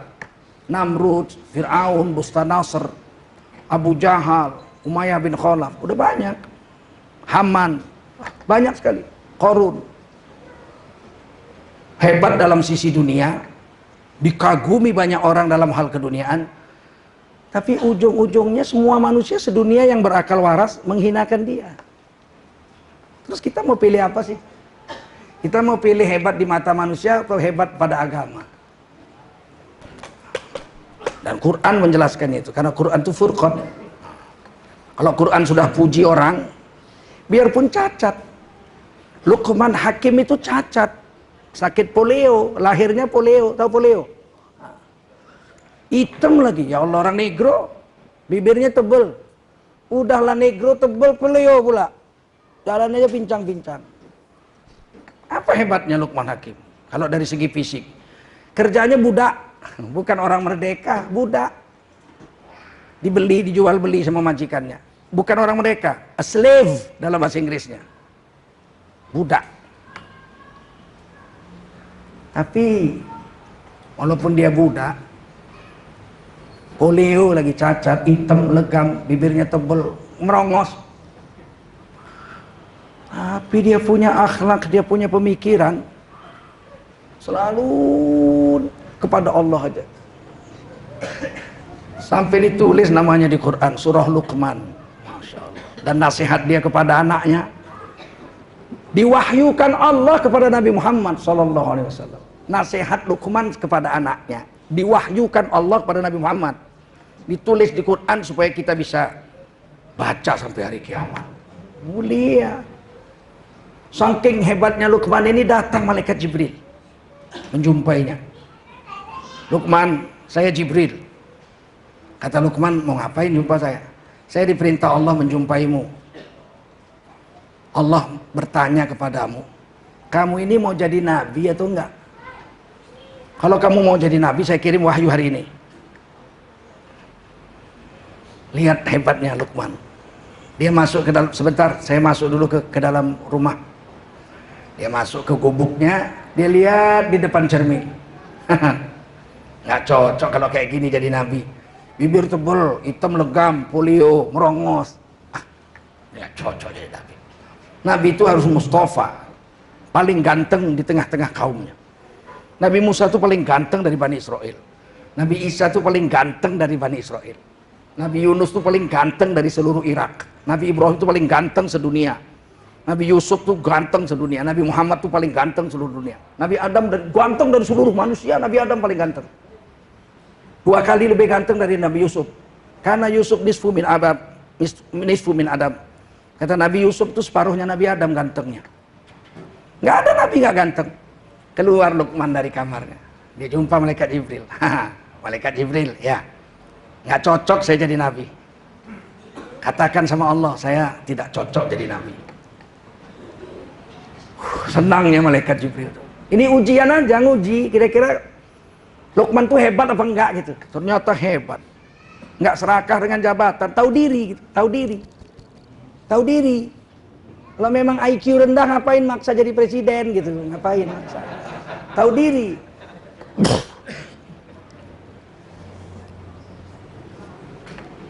Akhirnya Allah angkat beliau jadi ahli hikmah. Ahli hikmah, nasihat-nasihatnya ditulis di Quran. Salah satu ayat Quran, surah cuman 114 surat di dalam Quran. Satu diantaranya surah Luqman. Dan nasihatnya kepada anaknya luar biasa. Sejelek-jelek suara adalah suara himar. Jangan kau berteriak-teriak di hadapan banyak orang seperti keledai. Jangan. Dan nasihatnya luar biasa. Anakku, satu hari dia nasihat gini. Anakku, kalau kau hidup di dunia nak, jangan kau dengar kata orang. Dengarlah apa kata Allah. Ikutlah agama. Jangan dengar kata rakyat. Anaknya jawab, Pak, kita ini kan makhluk sosial, hidup di dunia. Kalau kita nggak dengar apa kata orang, nanti apa kata orang kepada kita? Orang akan mengejek-ngejek kita. Kata Luqman, kita harus ikut Allah, ikut Rasul. Orang mau ngejek nggak apa-apa asal kita ikut Allah Rasul. Tapi kan kita manusia Pak, orang nanti gimana menilai kita? Apa kata orang? Kalau kau ikut apa kata orang nak rusak kau, kata Luqman. Kau jangan ikut kata orang, ikut kata Allah. Begini aja nak, besok kita buktikan. Besoknya Luqman membawa anaknya naik keledai. Keledai itu binatang yang lebih besar sedikit dari kambing etawa.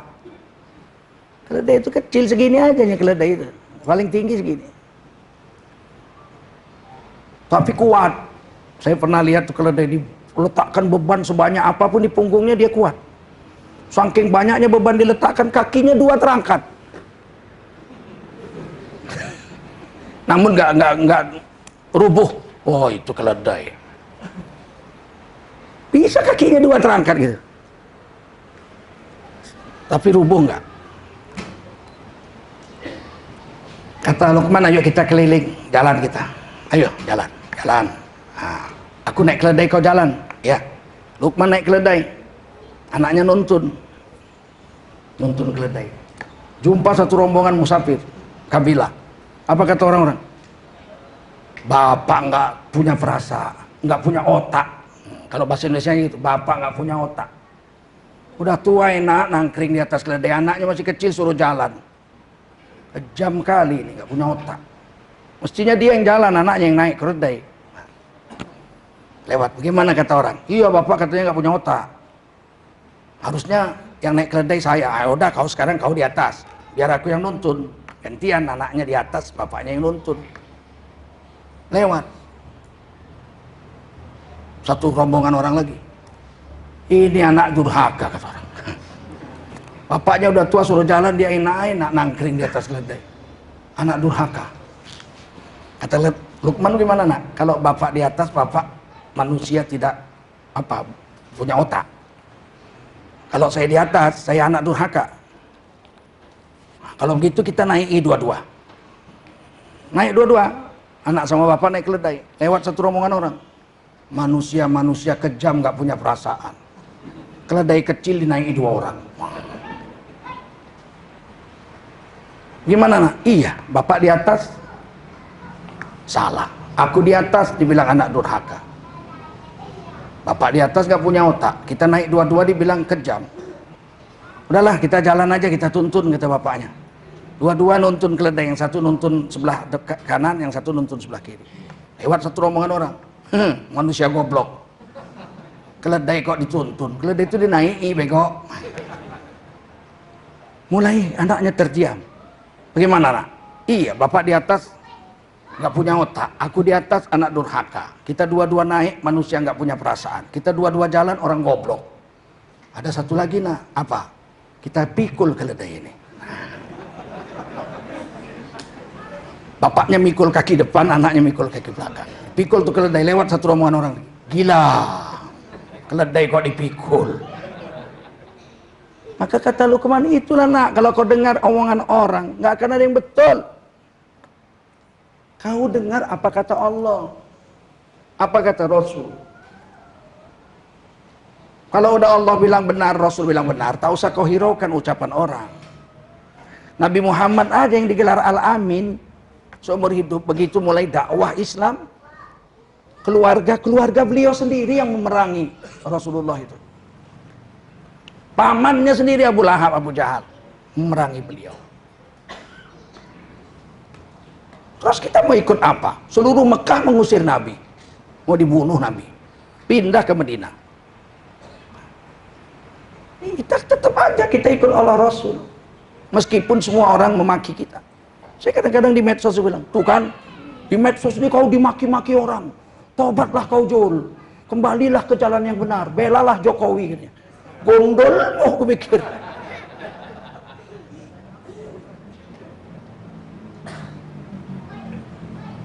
Kita itu tetap kepada Allah dan Rasul, tidak peduli walaupun seluruh dunia benci kepada kita, nggak apa-apa. Nah di bulan Ramadan ini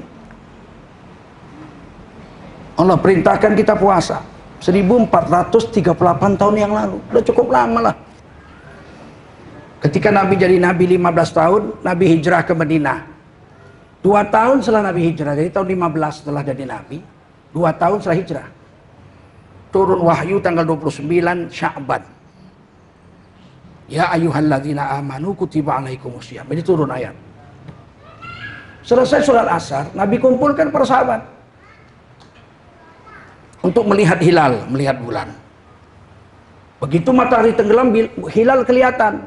Maka Nabi bersabda, sumu li ru'yatihi, puasalah kamu kalau kamu lihat hilal. Wa aftiru li ru'yatihi, lebaranlah kamu kalau kamu sudah lihat hilal. Fa in ghumma alaikum, kalau bulan nggak kelihatan pada tanggal 29, kamu nggak lihat bulan ketutupan awan atau belum terbit dari ufuknya, jangan buru-buru puasa kata Nabi. Fasti'mali Sya'ban bi salasina yauman. Kau genapkan bulan Sya'banmu 30 hari, baru kau puasa. Ada 16 hadis yang dituliskan Imam Nawawi dalam kitab Majmu' Syarhul Muhadzab. Nada-nadanya sama semua. Puasa karena lihat bulan. Lebaran kalau lihat bulan. Kalau nggak lihat bulan, genapkan sehari. Jadi kalau tanggal 29 Ramadan kita lihat bulan nggak kelihatan, apa boleh buat walaupun ibu-ibu sudah masak opor? Ya lebarannya lusa. Besok masih tanggal 30 Ramadan. Jangan waduh berhubung sudah bikin lontong, maka besok nggak boleh batal gitu. Ukurannya itu lihat bulan. Paham? Paham? Nabi bisa aja nggak usah lihat bulan, cukup nunggu malaikat Jibril aja. Datang malaikat Jibril, ya nggak? Rasul besok puasa, ya.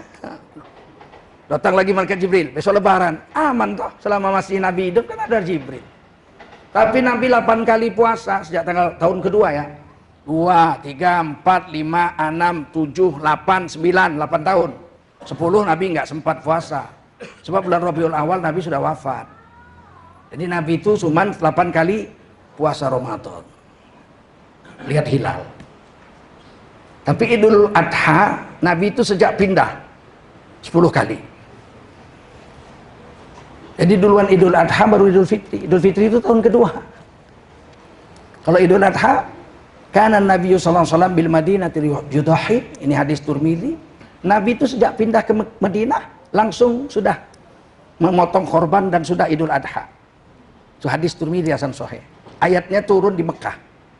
Inna a'tainakal kautsar. Pakai bismillah ya, bismillahirrahmanirrahim. Sebab hadis Bukhari Muslim pakai bismillah. Bismillahirrahmanirrahim. Inna a'tainakal kautsar fasholli li rabbika wanhar inna syani'aka huwal abtar. Siap. Sesungguhnya kami telah beri kepadamu hai Nabi Muhammad nikmat yang sangat banyak. Fasholli li rabbik. Salatlah kamu untuk menyembah Tuhanmu. Wanhar dan berkorbanlah, sembelih hewan korban. Inna syani'aka huwal abtar, siapa yang benci kepadamu akan terputus. Tapi Nabi tidak korban di Mekah. Meskipun perintah ini turun di Mekah. Nabi baru korban setelah pindah ke Madinah. Berarti Nabi korban 10 kali. Tahun pertama, kedua, 3, 4, 5, 6, 7, 8, 9, 10. Yang ke-10 itu Nabi naik haji. Kan sekali aja Nabi naik haji. Di Mekah Nabi korban 1 ekor onta untuk semua istrinya dan Nabi.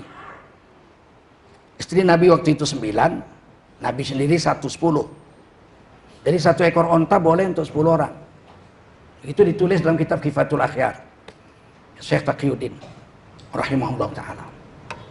Sedangkan Ramadan Nabi cuma 8 kali. Ini perlu saya beritahu bahwasanya sekarang ini ada kesalahan. Orang lebaran Idul Adha itu berpatokan kepada wukuf di Arafah. Orang udah kelihatan wukuf di Arafah kok hari ini. Berarti besok lebaran haji. Padahal Nabi baru naik haji tahun 10. Artinya nggak ada orang wukuf di Arafah selama 9 tahun. Nabi tetap aja Idul Adha. Karena Idul Adha itu bukan Idul Haji. Idul Adha itu hari raya korban. Nggak ada urusannya dengan orang naik haji. Setuju? Setuju nggak? Jadi kenapa kita sekarang patokannya dengan wukuf di Arafah? Orang udah wukuf berarti kan udah tanggal 9. Besok kan Idul Adha. Dikasih tahu kayak manapun bandelnya bukan main. Ini Idul Adha bukan hari raya haji, bukan Idul Haji ini.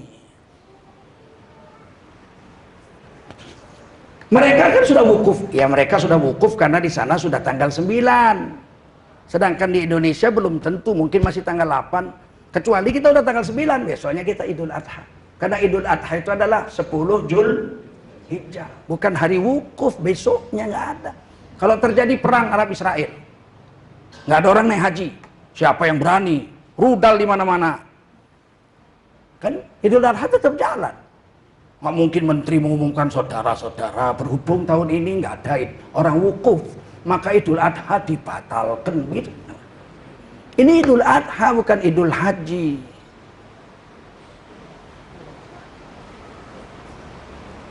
Sedangkan haji itu pun lihat bulan.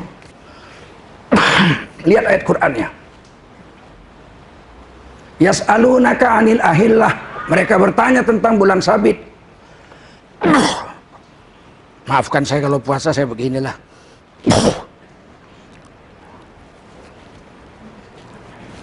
Mereka bertanya kepadamu tentang banyak bulan sabit. Bukan satu bulan sabit. Di situ Allah tukar bentuk hilal menjadi ahillah. Tidak Allah katakan yas'alunaka 'anil hilal. Enggak. Hilal itu satu hilal. Jamak ahillah. Yas'alunaka 'anil ahillah. Kok jamak? Umatmu bertanya kepadamu, hai Nabi, tentang bulan sabit yang banyak. Kok banyak? Kan bulan hanya satu. Bulan berapa sih? Bulan berapa? Bulan berapa? Satu. Susah bahasa Indonesia ini. Karena bulan yang di langit itu hilal. Bahasa Arabnya banyak, hilal, qamar, kalau purnama badar. Sedangkan Muharram, Safar, Rabiul Awal itu disebut syahrun. Nah, kalau Indonesia kan bulan semua. Januari, Februari bulan. Yang di langit bulan, yang kecil bulan, yang bulat bulan, yang purnama bulan. Istri kita tiap bulan datang bulan. Repot. Sekarang saya tanya, bulan yang di langit ada berapa? Kenapa Allah bikin jamak? Ahillah. Kata Imam Qurtubi, kenapa Allah buat bulan sabit itu banyak? Walaupun sebenarnya bulan itu hanya satu. Karena bulan sabit itu muncul setiap bulan. Muharram keluar, Safar keluar lagi, Rabiul Awal keluar lagi, ya kan? 12 kali keluar dalam satu tahun, maka disebutlah ahillah, banyak bulan sabit. Qul, jawab. Hiya mawaqitu linnas. Bulan sabit itu kembali ke hiya, bentuknya tunggal lagi. Itu bulan sabit sebagai patokan bagi manusia untuk menghitung waktu. Tanggal 1, tanggal 2, tanggal 3, tanggal 4 tahun 1440 Hijriah dan seterusnya. Wal hajj, dan menghitung ibadah haji. Jadi ibadah haji itu pakai apa? Nggak nyambung ya? Pakai hilal. Tanggal 9 Zulhijjah wukuf di Arafah. Tanggal 10 Zulhijjah melontar jamroh. Tanggal 11, 12, 13 Zulhijjah mabit di Mina. 14 Zulhijjah tawaf ifadah. Itu pakai apa namanya? Bulan. Udah nyambung. Hadisnya Bukhari Muslim. Idza ra'aitumul hilala dzil hijjah. Jika kamu diantara kamu sudah melihat bulan sabit 1 Zulhijjah,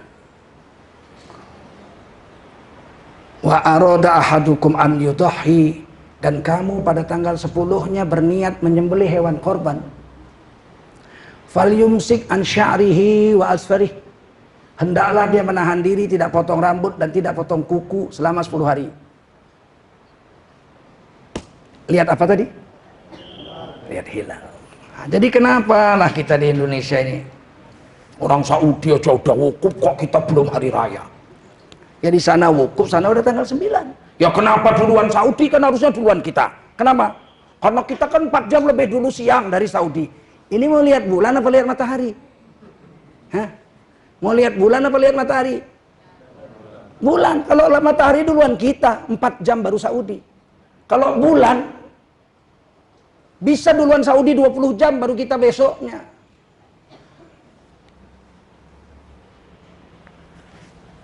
Mau saya jelaskan nggak? Perlu nggak saya jelaskan ini? Kalau nggak saya cerita Ramadan ini. Perlu. Bulan itu jalannya 1 hari 12 derajat naiknya. Dari mana itu? Dari bulatnya bumi. Bumi bulat apa segi 4? Bulat. Kalau bulat tuh pasti 360 derajat. Setuju? Jangan ditanya lagi dari mana jalannya. Udah pasti kalau bulat 360 derajat. Kalau separuh 180. Kalau seperempat 90 derajat. Bumi itu 360 derajat karena bulat. Dikelilingi oleh bulan. 1 kali puter namanya 1 kali puter namanya 1 bulan. 30 hari.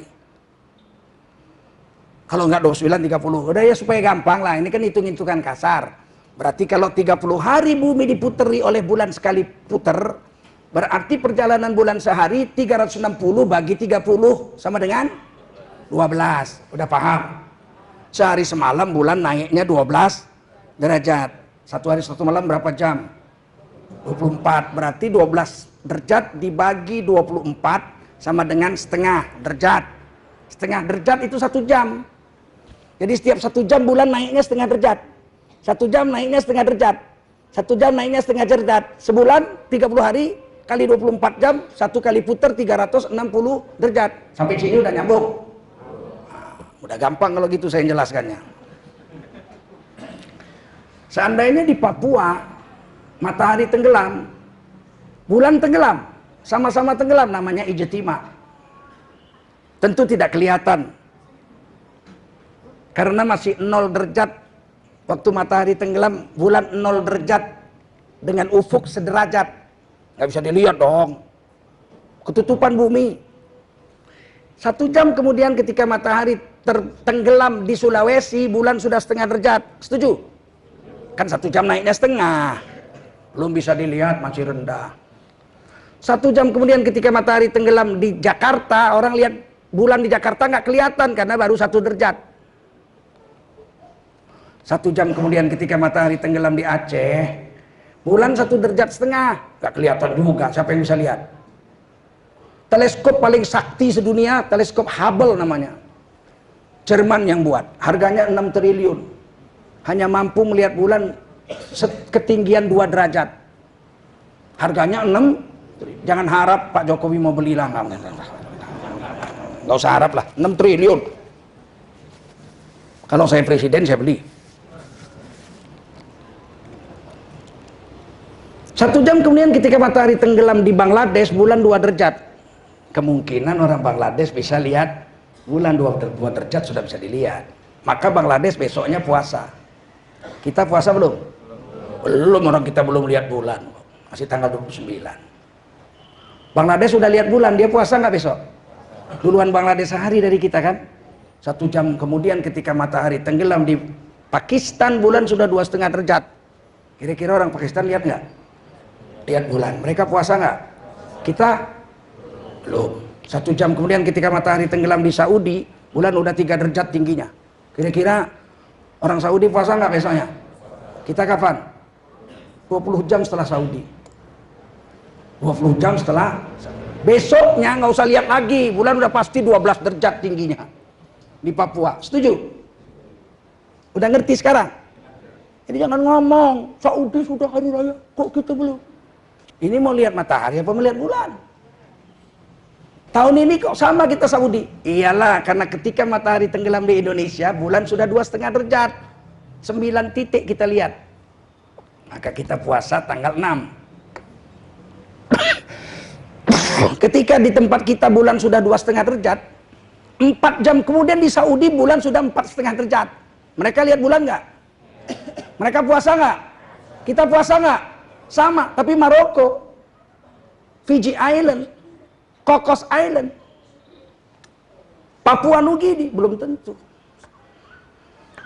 Mereka besoknya. Setuju? Setuju?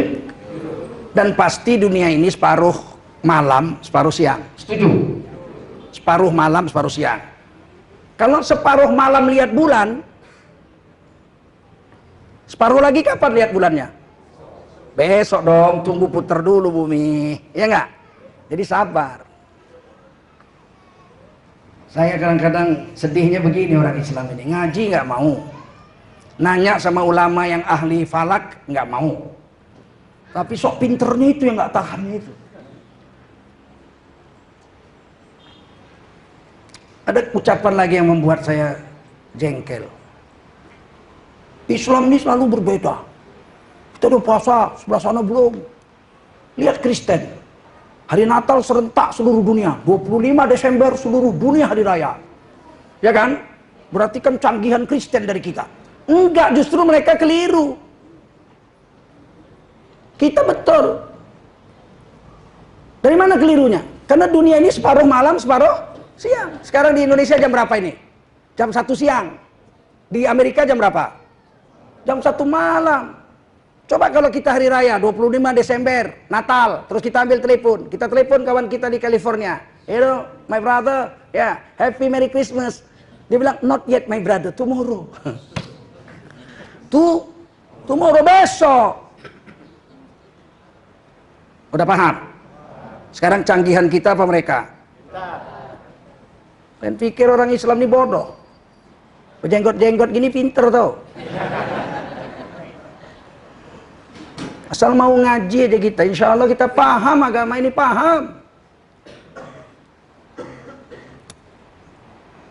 Mulai besok, biasakanlah Ramadan dengan Idul Adha ikut hilal.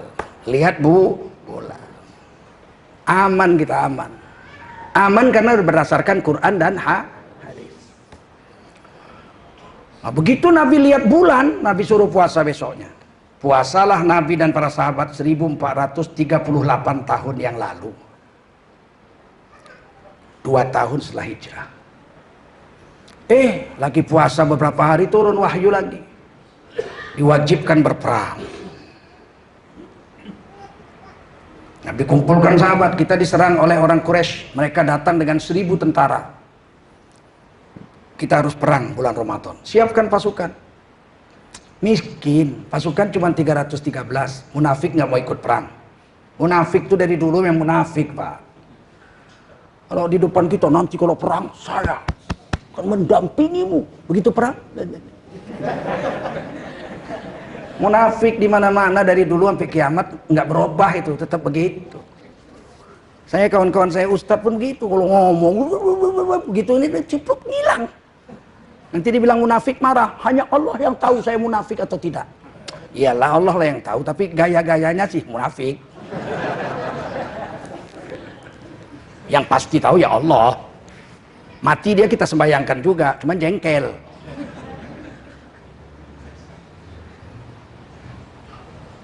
Buya Hamka itu di penjara rezim Bung Karno hampir 2 tahun. Menurut Buya Bakhtiar itu hafiz Quran, seguru dengan Buya Hamka, tinggal sama bapak saya di Medan. Ketika saya lahir, Buya Bakhtiar yang mengazankan saya. Buya Bakhtiar itu kata bapak saya setiap malam kalau tidur, dalam kelambunya itu mimpinya baca Quran. 2 jam, 3 jam mimpi baca Quran. Dia hafiz Quran 30 juz. Jadi mimpinya pun baca Quran. Beliau dengar Buya Hamka di penjara, kemudian beliau berpamit kepada bapak saya untuk melihat Buya Hamka karena anak beliau kolonel tentara intelijen Bung Karno. Jadi bolehlah lihat Buya Hamka di penjara bawah tanah. Dari situlah bapak saya tahu Buya Hamka itu sempat minum kencing. Nggak dikasih minum kencing di penjara. Buya Hamka kan paman guru saya berarti, betul nggak? Buya Hamka lama juga tinggal di Medan. Sempat membuat koran namanya Pewarta Daily. Buya Hamka. Tapi adik segururannya itu tinggal sama bapak saya, tidak ikut ke Jakarta waktu Buya Hamka pindah ke Jakarta. Satu hari datang orang ke rumah Buya Hamka bawa surat. Buya Hamka bilang silakan masuk. Saudara siapa? Saya adalah ajudan Bung Karno. Buya Hamka berkaca-kaca matanya. Dalam harunya Buya Hamka bertanya, apa kabar Bung Karno sekarang? Lama tidak bertemu. Kata ajudannya, baru saja menghembuskan nafas terakhir. Sedih sekali Buya Hamka. Bung Karno wafat. Tapi beliau ada kirim surat. Dikasih surat. Dibaca isinya kira-kira begini. Kepada yang terhormat Buya Hamka, kira-kira begitu. Jika saya meninggal dunia, saya berharap sudilah Tuan Buya Hamka menjadi imam sholat jenazah saya. Bayangkan itu cobaan berat. Mungkin kalau kita di penjara orang minum kencing, terus yang memenjara datang gitu, tolong sembayangi saya gitu ya. Bener. Tapi itulah ulama ya. Buya Hamka menjawab, saya akan sholatkan. Beberapa sahabat Buya Hamka menelepon yang sama-sama di penjara. Buya jangan sembayangkan, munafik itu. Dia orang munafik. Dia penjarakan kita para ulama. Kata Buya Hamka, aku serahkan sama Allah. Yang aku tahu dia sholat, dia mengucap syahadat. Biar aku sholat. Buya Hamka menyolatkan jenazah Bung Karno. Dari sini kita bisa tahu bahwa ada dua perkara. Pertama, orang yang beriman itu sangka baiklah sama orang. Tapi ketika dia mati, sudahlah, dia Islam, sholatkanlah. Usahakan ikhlas. Kalau nggak ikhlas, gimana? Perasaan kan nggak bisa dibuat-buat. Yang kedua, percayalah. Sejauh manapun seorang mukmin lari dari agamanya, entah karena politik, entah karena harta, entah karena istri, entah karena anak, entah karena jabatan, nun jauh di sudut hatinya, dia tetap akan mengakui kebenaran yang hakiki. Kurang apa kawan Bung Karno, ulama-ulama yang sama-sama satu kubu dengan Bung Karno di Nasakom, nasionalis, agama, dan komunis. Nasionalisnya PNI, partainya Bung Karno, agamanya partai NU, komunisnya partainya Aidit PKI, membuat koalisi sejak dibubarkannya Konstituante tahun 59, tahun 60 terus koalisi Nasakom. Masumi nggak mau ikut Nasakom, dibubarkan oleh Bung Karno pada tahun 1960. Berapa banyak ulama kawan Bung Karno? Kenapa harus minta sholatkan orang yang pernah dipenjaranya? Karena hati tidak pernah dusta. Hati tidak pernah dusta. Maka saya katakan tadi, jangan kau dengar kata orang, dengar aja kata Allah Rasul. Sedunia pun benci kepadamu, nun jauh di sudut hatinya. Sesungguhnya mereka gentar dan segan dengan keistiqomahan kita pada agama Allah Subhanahu wa taala. Ada kawan saya, pejabat, dia suap itu ulama-ulama. Dia kalau ceritain ulama-ulama itu apa? Itu Syanu. Saya yang ngasih makan. Dengan sombong dia bilang. Tapi kalau kita yang nggak pernah mau makan duit dia, segan dia. Kalau Syanu itu memang saya nggak suka. Karena dia nggak mendukung saya. Tapi sebenarnya mereka itu hebat. Beberapa kali saya kirimkan duit, nggak mau dia. Mereka akui juga itu. Saya udah tua Pak, percayalah kalian, tak dusta saya. Udah jenggot saya udah putih. Untuk apalah saya berdusta dalam ceramah ini? Gak ada gunanya.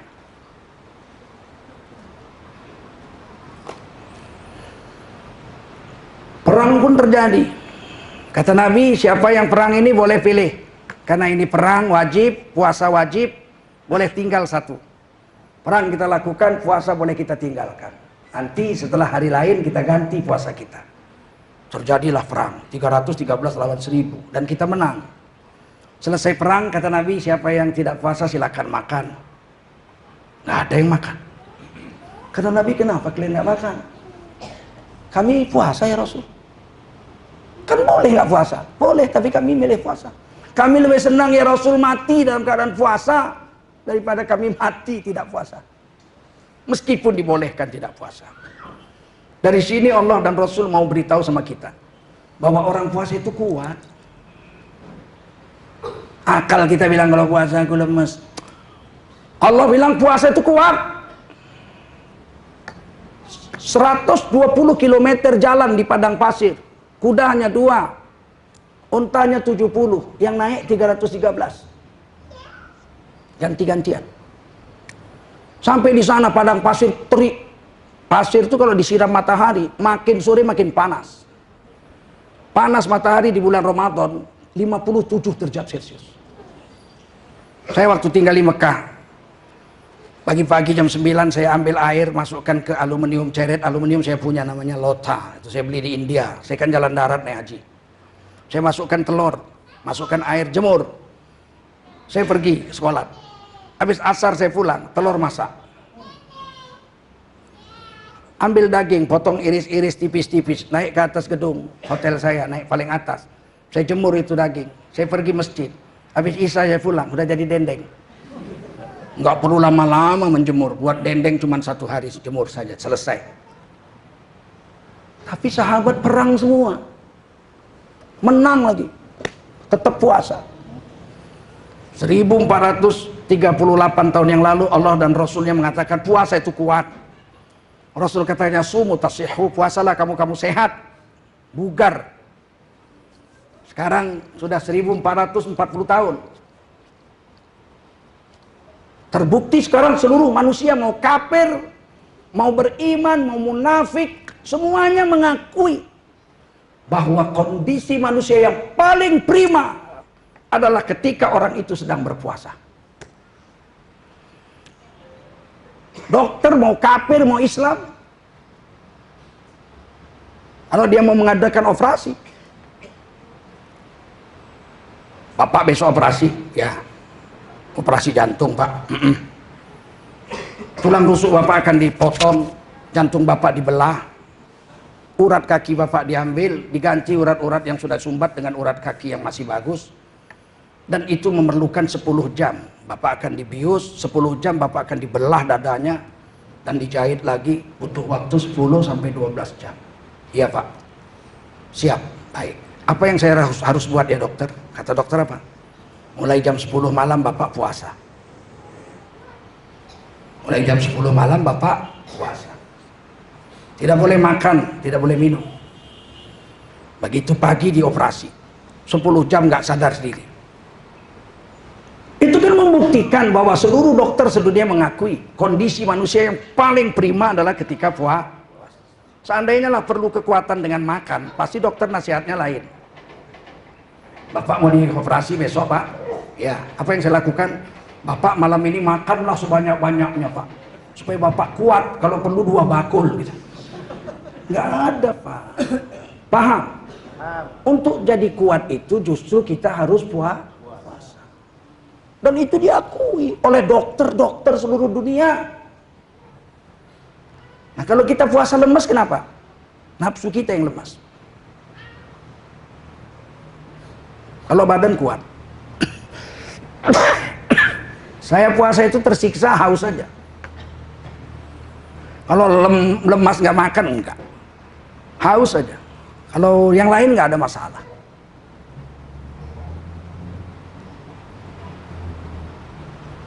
Oleh karena itu jangan pernah beranggapan puasa membuat badan kita jadi loyo. Enggak. Dan banyak perang terjadi ketika bulan puasa. Dan sukses. Kemerdekaan Indonesia juga 17 Agustus 45, hari Jumat di bulan puasa.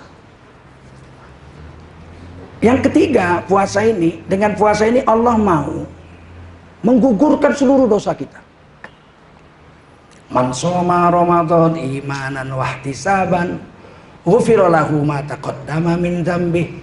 Barang siapa puasa berdasarkan iman wahtisaban dan dijaganya puasanya dari hal-hal yang merusakkan puasa, matanya dari melihat aurat bukan mahram, kupingnya dari mendengar yang haram, mulutnya dari memfitnah dan adu domba, akalnya daripada kebejatan fikir, dia jaga. Ghufira lahu ma taqaddama min dzambih. 1 bulan dia puasa, seluruh dosanya dari ujung rambut sampai ujung kuku semuanya diampuni Allah seumur hidup yang lalu. Bukan tahun lalu, seumur hidup yang lalu. Kayaumin waladathu ummuhu. Sehingga ketika dia hari lebaran seperti bayi baru lahir dari rahim ibunya. Nggak ada Pak anugerah sebesar ini. Gratis lagi. Oh naik haji juga sama. Iya naik haji itu seluruh dosa dari ujung rambut sampai ujung kuku diampuni seumur hidup. Tapi bayar. Hanya orang kaya yang bisa naik haji Pak. Betul. Kalau sholat diampuni hanya antara 2 sholat. Itu hadis Bukhari. Inna sholata illa sholati kafarah lima bainahuma. Sholat yang satu sholat subuh menuju sholat zuhur, maka Allah membersihkan seluruh dosa antara 2 sholat itu. Nanti zuhur ke asar, begitu dia sholat asar seluruh dosa antara zuhur asar dibersihkan. Jadi seperti mandi 5 kali pada sebatang sungai kata Nabi. Per sholat membersihkan dosa. Kalau Ramadan seumur hidup. Kalau haji seumur hidup. Tapi haji bayar, Ramadan gratis.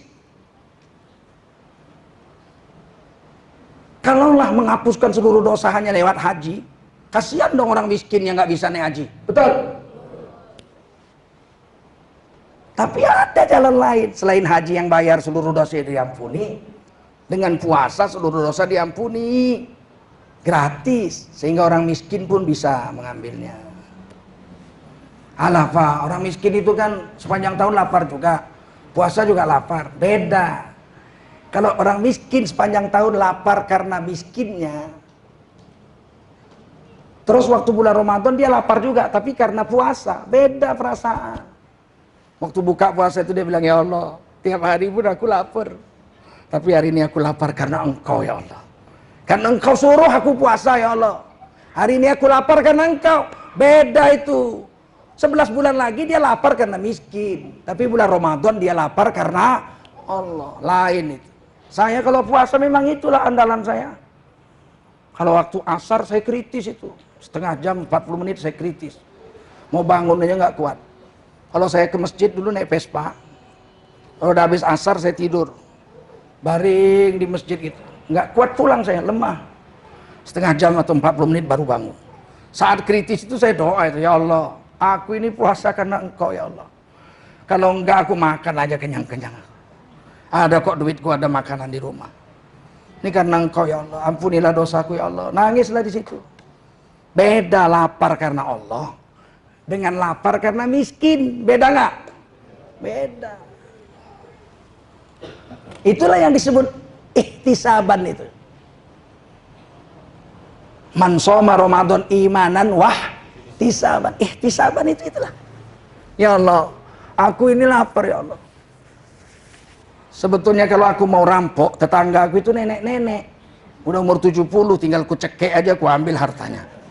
Tapi tidak ku lakukan ya Allah. Karena aku mengharapkan kasih sayangmu. Bagaimana orang seperti ini nggak diampuni Allah dosanya. Sayang Allah sama dia. Sedangkan seorang pemuda diajak zina dengan seorang wanita cantik dan bangsawan. Nafsunya mau berzina, nafsunya. Tapi kemudian dia katakan, "Ai anak gadis, aku nggak mau zina karena aku takut dengan Allah. Meskipun aku mau, tapi aku tidak berani karena takut." Dia lakukan itu, seluruh dosanya diampuni dari ujung rambut sampai ujung kuku. Itu kan Quran yang bilang itu.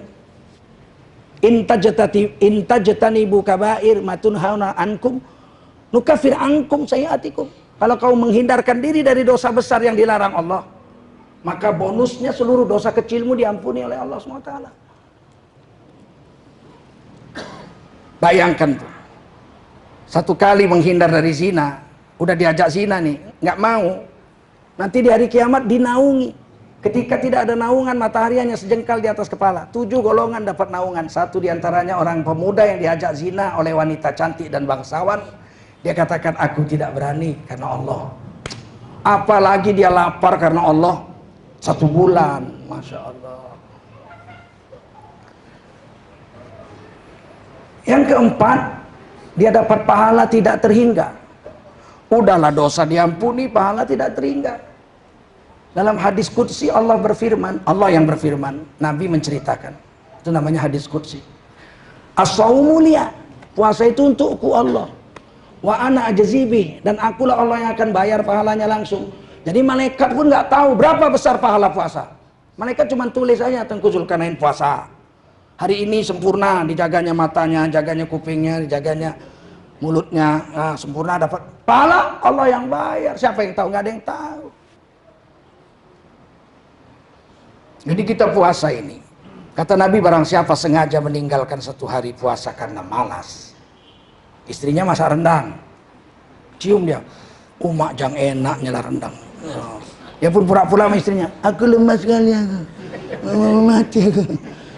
Padahal maksudnya supaya makan rendang aja.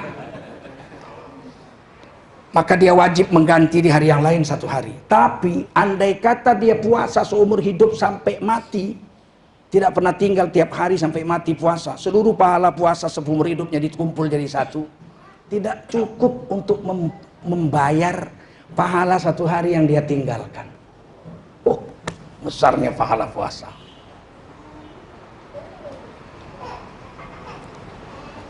Terakhir, puasa ini untuk menjadikan kita bertakwa, la'allakum tattaqun. Dari latihan puasa ini akan timbul sifat takwa buah puasa. Lain takwa buah sholat lain, Takwa buah sedekah lain. Takwa buah zikir dan Quran lain. Takwa buah daripada perjuangan jihad lain. Tiap-tiap amal buahnya lain. Pintu sorga juga 8. Ada babus sholat untuk orang sholat yang unggul. Ada babul royan untuk orang yang puasa unggul. Ada babul jihad untuk orang yang jihadnya unggul. Ada babul zikri untuk orang yang zikirnya unggul. Ada babus sodako untuk orang yang sodakonya unggul. Jadi buahnya beda-beda. Pintu masuknya aja beda-beda. Sayyidina Abu Bakar Siddiq, kata Nabi, 8 pintu sorga memanggilnya. Dia boleh masuk dari pintu mana saja. Berarti unggul semua amalan beliau.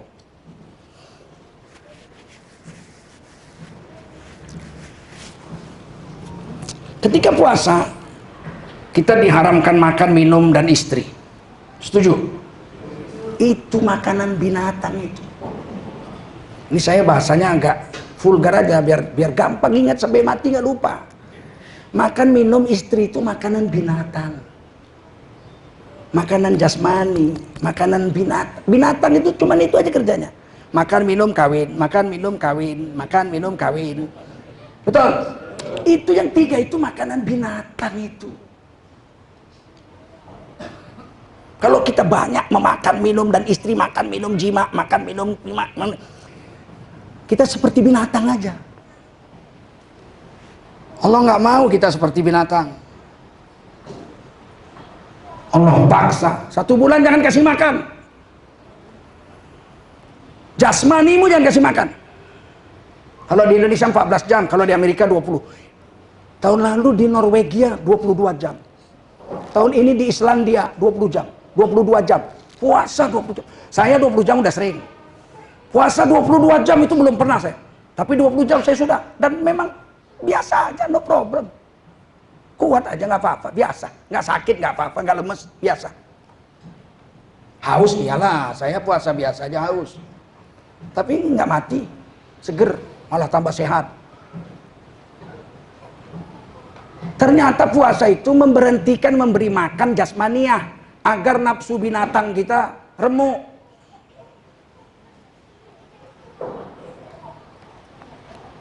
Sehingga akhir bulan Ramadan, bulan Syawal, kita dalam posisi iman maksimal, nafsu minimal. Oh, itu orang paling hebat itu. Namanya bertakwa. Imannya maksimal, nafsunya minimal. Itu orang bertakwa. Hebatnya ya, ketika kita musafir, saya misalnya pulang ke Aceh, kampung nenek saya, naik kapal terbang 3 jam. Saya nggak lemes lah, orang naik pesawat kok. Makan di pesawat dikasih. Apalagi Garuda ya nggak? Minum dikasih, milih lagi. Mau jus jambu, mau jus jeruk, ada milih-milih, ya Allah. Terbang, naik kapal terbang pakai AC, berkeringat juga enggak, 3 jam udah sampai, jaraknya 1000 km lebih, hampir 2000 km. Sampai di sana ya 2400 kilo ya, karena satu terbang itu rata-rata 800 sampai 900 kilo. 3 jam Medan Aceh Jakarta. 2400 km. Makan, minum pakai AC. Mendarat di sana, makan kari kambing, makan macam-macam lah makanan Aceh, plio, macam-macam dimakan semua. Sampai sana masih bisa tidur sama istri, orang istri ikut kok. Makanan jasmani kita waktu musafir penuh. Amal ibadah kita dikurangi 50%. Hebat. Padahal nggak lemes. Musafir itu nggak lemes, makan minum penuh, tidur tenang. Tapi boleh sholat di qashar. Zuhurnya 2 rakaat. Habis zuhur qomat, sholat asar 2 rakaat di waktu zuhur. Giliran waktu asar azan tidur dia. Kata kawannya, sholat, udah, saya udah dijamak, udah di qashar lagi, aman. Maghrib 3 rakaat, qomat 2 rakaat isya. Waktu isya dia tinggal makan, minum, nonton, main-main sama kawan. Sholatnya di korting hampir 50%. Padahal musafir tidak lemas, nafsu binatangnya tetap kasih makan, kasih minum, istri masih bisa dipakai. Makanya banyak musafir jahat. Orang musafir banyak jahat. Dari Medan ke Jakarta, ditanya istrinya, kemana mas? 3 hari ini tugas kantor. Ngapain? Turne. Oh ya mas, selamat turne. Rupanya turu kono, turu kene. Musafir tuh jahat karena makannya itu nggak direm. Paham? Nafsu binatangnya menggelora. Makanya musafir itu supaya jangan jahat, kata Nabi, alaikum bil jamaah. Kamu kalau pergi jangan sendiri. Berdua, bertiga, berempat, berlima. Kalau musafir sendirian, setan hanya menerkam orang yang terpisah dari jemaahnya. Sebagaimana kambing hanya menangkap domba yang terpisah dari rombongan. Nah, kita lihat puasa. Makan enggak, minum enggak, istri enggak, lemes. Sholat enggak boleh di jamak kosor. Nggak bisa gitu. Aduh, aku lemas ah. Sekarang aku sholat zuhur sekalian asar aja. Nanti asar aku tidur. Boleh nggak? Puasa tuh lemes. Makan minumnya nggak dikasih. Tapi amal ibadah nggak dikorting. Asar tetap 4 rakaat, zuhur tetap 4 rakaat, maghrib 3, isya 3, 4 rakaat. Ditambah tarawih 23 rakaat. Khatam Quran lagi, ya Allah. Zikir lagi, sedekah segala macam. Ketika makanan jasmani dikekang, nafsu bejat kita turun, tapi amal ibadah malah ditambah, ada tarawih, ada zikir, ada baca Quran, ada sedekah, ada bayar zakat. Ya Allah, bagaimana hebatnya manusia seperti ini dalam 1 bulan. Imannya mentok, nafsunya kandas. Dia disebut Allah orang yang bertakwa. Mudah-mudahan lah bulan Ramadan ini menyebabkan kita jadi orang bertakwa. Oleh karena itu buka jangan rakus-rakus. Buka biasa aja lah, korma 3. Belum kenyang 5. Belum kenyang 7. Kata Nabi makan itu dengan korma. Paling banyak 21. Makan korma itu sedikit-sedikitnya 1, paling banyak 21. Ditulis oleh Imam Ghazali dalam kitab Ihya Ulumuddin. Saya baru tahu kenapa Rasulullah sunnahkan buka pakai korma. Karena makan korma orang nggak bisa rakus. 3, 5 udah malas, 7 udah bosan, 9, 21 muntah pak. Coba tunjuk tangan, adakah orang yang pernah makan korma 21? Tapi kalau kolak, bubur, nasi, lengkong,